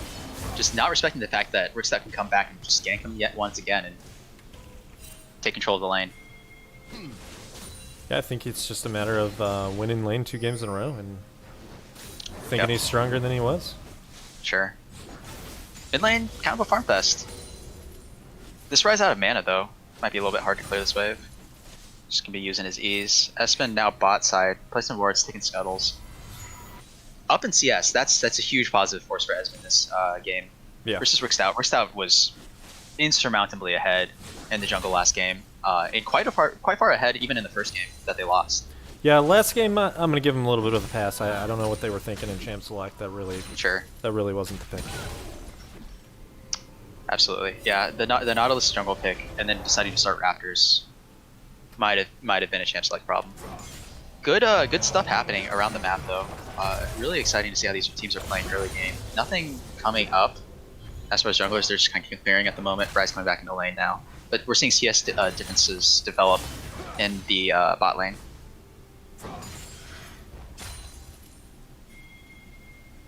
Brand looking to deep ward. Ezreal kind of bottom, just clearing. And he's probably gonna miss that one. Lux just throwing up bindings. This is so annoying to play against. Lux just in this lane, throwing up bindings, throwing out E's. Yeah, you have a Soraka that you can keep topped up. You can also kind of get poked back, but you're always threatened by that Q, Jin W, Lux E full combo. They're just gonna start this dragon with that bot lane pressure. However, mid and jungle. Yeah, they know. Oh, Abarn gets stunned. He's gonna take a Cloud Dragon shot. That's not bad actually. That's like a solid, that's a solid chunk of his health. And they're just gonna take this priority. Zach might go for a steal. Yeah, they're gonna pull it out. So with the heroics again, maybe. They've got wards in the back. He has been the absolute smite king in the previous game. So, but nope, it looks like Espen. Oh no, he's gonna go for it. He's winding up. Oh, and he steals gets it again. Espen misses the smite, and he's gonna die for it too. Toasty TG is super low with the flash. Brand has ult. No, he's not going to use it though. Yep, there it is. It's his passive off on everyone. Toasty TG might just be dead here. Abarn is following up. Oh, and there's the Ezreal getting the double kill. Spirit Fate is dead, missing the smite, followed by losing 2 people for nothing. Lux decides to walk back in for some reason. I don't know why. Both sums off him for that. Barrier and flash, and now they lose blue buff yet again. 2 sums for, we'll call it a misclick. I don't know what that was. Oh my goodness, Rook Stout proving the Smite King. Once again, taking that first drag, and the rest of the team falls behind it. The bot lane collapsing, killing the Sejuani. Rook Stout getting a huge smite, getting huge CC off on both I believe the Jin and the Sejuani. Followed up by Abarn flashing in, and they just kind of clean up after. Crucially for Trolls RS, Abarn did not come out with any kills out of that. Sure. Otherwise they would be in some trouble. Giving Ezreal that W, he might have a completed mana moon after this. Abarn going for a little bit of a trade, proccing his phase rush. You get a blue buff out of that too, right? They also hit the enemy blue buff now. Ice his blue buff and is able to just free push this mid lane. Which, if last game was any indication, he places a lot of pressure on Hippogriff going in now on Bloodbath Beyond. They trade flashes. Is the shield going to come down in time? And it does. Gets the shield. Hippogriff overextending a little bit again. These Bloodbath top Beyond fights making are some insane. pretty crazy solo kills on Hippogriff over the 2 games. I can really respect though, despite how the general flow of the top lane has gone. Hippogriff is still going for big plays. Yeah, they're toe-to-toe, really like that. 10 health difference every single time. He just didn't quite have enough to finish Blood before the shield came down. And Espen is now going for the Rift Herald. But nonetheless, Rook Stout not in the keep area. going for it. Oh my goodness, it's still... Ryze almost has ult back up. I want to see what he decides, where he decides to go with this. If he can make a big play happen in the top lane. Here comes... Oh, there it is. Espen... He looks like he's out. Oh, not quite enough. The range not quite there. The jungle CS is quite even. Ryze is a tiny bit up, but the top lane is... There's the top and bottom lane, there's still a fair discrepancy between the two. We're seeing about 10 CS up in the bottom lane, and more than that. Probably like 15-ish once this wave equalizes for Shen in the top lane. But really good stuff, really good team play coming out of TSS3. They keep this up, it'll be very positive in the future objective engages. But Blood, that solo kill still keeping the game within bounds as this volley. Yep, that's what they need from him. Works out once again. 3 kill participation. Rook Stout Not looking bad for the stuff. mid gank. He's looking for it, and he gets it. He misses the E though. Doesn't matter though. The aftershock just kills him. And that would be Rook the Stout immobile overextending a tiny bit. mid lane brand that we were talking about in Champ Select. I mean, it's a bold pick. Yep. Just walking a little bit too far forward, and Oh, also he's- I realize I keep calling Zach's abilities wrong. I apologize for that. He's That splitting his is- item build mid lane too. He went for the Yep, Lost absolutely. Chapter and the Haunting Guys. Yep. I think that's just the case of Brand being a little overextended during that. We got another top lane fight. Top lane gank on the top lane skirmish on the Shen happening right now. Rock It's R. this rocket ult coming out, and the TP coming out at Abarn. He's not gonna be able to catch up. Oh, but there's the Zac. They might just get this. He gets the root. Big damage coming out of the Ryze. However, Hippo is also taking quite a bit, but Blood is just not enough. The top final taunt coming out barely is even able to press the attack on the Shen. Then this is exactly what we saw last game. We saw kind of a top lane discrepancy. However, this is leading to just mid lane advantages, and them just continuing to rotate to top lane and killing Blood over and over again. Here comes the Rift. This is going to be some nice plays. Maybe even a tower. Espen dropping Rifts. Nice control. Oh, doesn't quite land the binding. Not the tower. Gen a little bit slow in that respect early on. However, Lucius still playing up. Really just wanting, like, asking them to come at him. Yeah, but as I was saying, Abarn is once again quite large. He's got a level advantage. He's got an item advantage. And he has used his TP to great effect to kill Blood there, and he has his ult coming back up again as well. So if he can make a play, maybe porting someone back, and they also have the global pressure with Shen. Lucius really not respecting the potential of, the flash forward by Tiny Rick. Not able to make anything happening with that, but TSS3 now collapsing. Spirit of Fate getting caught by that Q. I actually called it right that time. Tiny Rick now getting caught out once again. No flash because he used it. He dies to Abarn. That's Abarn's first kill. Works out still in the middle of the NIPT. Now he has Shen all on top of him. They can't chuck him down. He still has passive too. Oh my goodness. He has Zanyas too. Is he going to get out? Yeah, Hippogriff is tanking the tower. Oh, and he dodged and he sidesteps the Lux ult beautifully. They just get 2 kills for free there on the mid lane and jungle, and they're going to go for more with the Ryze ult. Spirit of Fate is so out of the wave, and he's just gone now. Luckily, Jin is able to get out, but huge global pressure exerted by both the Shen and the Ryze, just really making the huge difference there. That's kind of what we were talking about, the ease of execution in that team comp.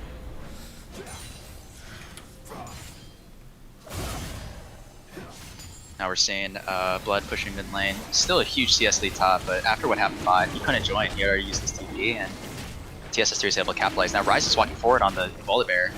He's kind of taking it right now. he hits him with the Master Emo, but he might just die for it. Brand is now there. He gets his passive off, and they just don't care. Oh my goodness. Dealing quite a bit of damage though. He's dealing a lot of Leandre's now damage. up. It's not lasting, Leandre's though. is now up. They have to really respect that damage now. Tiny Rick really enjoying those champions that kind of do that hidden damage. That kind of you don't expect it until all of a sudden you have 70% of your health gone. But not enough there. Does get the volley out, but Do appreciate that Blood hit him with the BN Master emote on the way out. Not seeing enough of that in the series, to be honest. Yeah, I'm not seeing enough of that. Spotlight's still quite strong, but the Ezreal did get. He has 3 kills. He's investing in some stocks. This guy is certainly strong. I think he's cashed a few of them out. Yeah. Toasted TG though, can't ride him out. Abarn with that kill though in the bot lane made some really great global plays with his ult and TPs. Now strong enough to potentially roam on this. Esmond may be out of position. Razzle not up, TP not up, but so he's just gonna have to walk up. They do seem on the pink ward, but they're gonna collapse on this Polar Bear. Zach is going in right now, misses his W. Oh, misses his E, excuse me. Now he gets the Q on both of them. Pops his ult. Polar Bear is taking so much damage from this Shen. I don't think they really appreciated it. Oh, Abarn a little greedy, going for the Sejuani instead, but still gets the kill on the Polar Bear. Rick's not going in, still has his passive. I don't think it's gonna pop a single time with this game, and really just making plays happen. They don't have a TP up, so if he does get into Bloblets under tower, they don't have a way of saving him. Nice job on Spirit of Fate, using, I believe that's a blind Q. Just blind Qing over the wall and catching Rick's out with that. Abarn does a lot of damage, but Esmond is pretty tanky already. That's the Bloblets. Spirit of Fate, very opportune moment to show up. Elusive is here now, does a lot of damage. Where is Soraka? She's kind of hovering around the red buff. I don't know if that's the correct positioning for her. She's a little bit far from the team. I guess she's placing Vision. Side Vision's always good. Then now they're just going to ult into the Retail Pit. Very smart. That's the power of Rise. Rise Shen gives you so much global pressure. You just move around the map and are able to always show up to objectives and always be at fights when you need to be. And TSS3 is playing it beautifully because they're paying attention, they're calling out what they're doing, and they're making plays. Oh, Esmond's coming in. He might be looking for the steal here. Is he going to get it? I can't tell who got it, but however, it's a big team fight now. The Jhin ult coming in, almost killing Dude and Zigo. Esmond is taking a lot of damage. And he's going to die for it. That left me on my Trado back on stuff. No Bloblets. He gets a kill. Unstoppable. Now on the Shen. On the backline, though, Abarn going in, not quite getting anything on Toasty PG. Elusive, so strong. He's just going to keep falling in on the Polar Bear. Tiny Rick out of mana, can't do anything to help him. So yeah, Shen did pick up the Rift Herald Eye there. So somehow, Wow. Rookstoot got it. I'm not sure. Not really sure how that happened. I'll be honest, I didn't quite see both junglers had smite up and what the level differential was at that point. Rookstat once again a little bit higher level than Espen. So for the smite's not quite going Espen's way. That's really rough as a jungler. That cannot sometimes take a toll on your mental, but just try and keep it within the team comms, keep it within your mind, and just Well, they did get keep the going. charge. Not going to amount to anything though. Not quite. Rise getting very farmed as well. Now a 40 CS difference compared to this brand. Similarly mirrored in the top lane, and the bot lanes are fairly even. Ezreal though with the 4-0-3 scoreline, dealing a lot of damage. Stacking up the Mana Moon. Stack trying to come over. Bear's just gonna walk away. Dude Bendigo's there. However, he's really aggressively positioned. Yeah, as we always say, he has to pop the ult, but they don't have enough. With Rise showing up, Spirit of Fate, and Flash ulting in. No, not enough follow up though. Abarn and Bendigo a little too far behind for that first out initiation. However, they still were able to force up the Flash of both Sejuani and the Lux.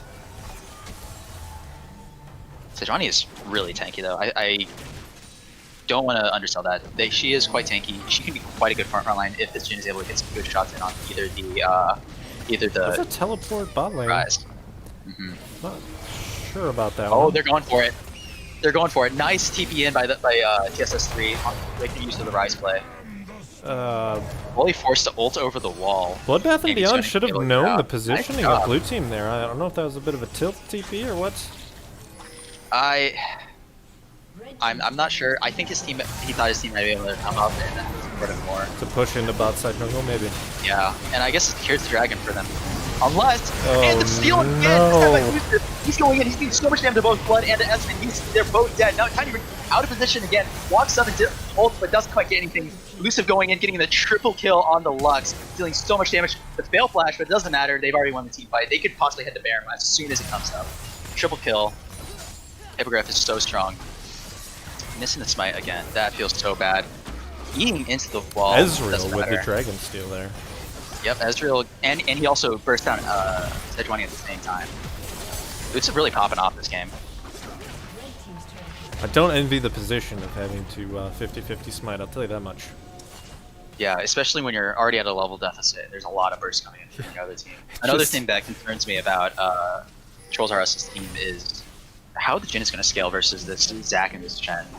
If Shen pops like a nice W and blocks like a 4-shot or something, or really just any one of his shots at all, that can be really difficult to deal with this Jhin. Yeah. And as against two very large tanks. I think they unfortunately need this brand to do a lot of AoE damage, and he's just not there yet. Not quite. He walked up far enough. Oh, we have Shen ult coming out. He's on Spirit of Fate. Does so much damage with that empowered Q. Sedge ult doesn't quite land, but it does. Spirit of Fate just face checking there, trying to get some vision so they can step up to Baron, and which ultimately he has to do. But it's support Lux versus a pretty strong Shen. That's not going to be a fight you want. He's got Tiamat. He's got that, but really scary. Just walking as yourself on your own as Lux. I think he's doing his best, but they quite haven't been able to ever get their combo down between the Lux combo plus the Jhin plus the brand, and it's starting to get to the point where it might be a little too late. Jhin did have one really nice ult around. Oh, and it's over. They just ult out. Dude Mandigo missing the memo on that a little bit. Walks back into the Jhin ult. He's still in the area. They are just taking this right near the top. Yeah, unfortunately, I think TSS3, they just got the Fed carries, and now they got Baron, and yep. I think this one's just going to be over. Yep, Ezreal on 2.5 items with that build, just really chunking Espen down. Espen not in a position where he can really be the hyper tank that he needs to be against this Ryze Ezreal. He doesn't have any MR. He's only got HP. He's only got HP and Merc Treads. I think he's reasonably tanky. His carries just aren't doing any damage. He just has no resistances. TTG doing his best away player. Some decent brand damage. Now just is that going in on the but it's just creating enough space to take the turret. Exactly. Now that's a tank. Absolutely. There's a lot of onus on Espen to try and land a big ult here. Otherwise, they don't have any way of engaging. So, a Bloodbath and Beyond can't get a TP flank. He honestly can't really get a flank at all because he's scared of vision around the bottom side of the area. And Zac is playing around that. It's going to be so beefy around the side. Jhin does have the really healing reduction built, so yep. At least he's got that going for him. And Brand doesn't quite do enough damage right now. At least walking in, taking the inhib. They're just getting into, and there's the ult, but it's not really who you want, or at the time that you want. And TSS3 just takes the inhib and walks out. Meanwhile, bot lane, a little bit of a scuffle happening between the Shen and Blood. However, Shen doing so much damage. Yeah, really, the Tiamat is doing a lot of work. Blood kept going for that, but he was getting lower and lower on the health. No, you couldn't do it. Just the TG. Tiny Rick. What can they do here against this Baron? Oh my goodness, you almost need a big catch. He's just trying to go in and try and kill this Lux by himself, and then Ezreal comes up top and just kills him. Zac still has passive too. He flashes in, he gets Wild Blitz. Tried to kill Espen, and here's the TP by the Ryze. And the flash taunt going in on Toasty CG on the Jhin. The Ryze does so much damage, and you just be able to blow him up instantly. Hippogriff takes a lot of damage and dies. However, Ryze is so strong right now, and is trying to train through the rest of the entire team. TSS3 really showing the goal difference, and their coordination in team fights, doing a great job. Espen going in, trying to go for Rook, but Rook lives on a sliver HP, gets his blobs back, and heals back up and lives. Espen making for a desperation play, but doesn't quite do it. Lux is up, but she's just a poor support. How is she going to defend this? Elisa going in, EQ, there's the Ryze ult. He's taking the minions with him. He's going to try and kill her. He's going to go for it, and he does. The minions take it for him, and that is game. Ladies and gentlemen, what a series we've seen. Just absolutely so much fun. Toasty walking in and just sniping Straga, but it's too little to play. Awesome job by both teams. Really, it just made for an exciting series.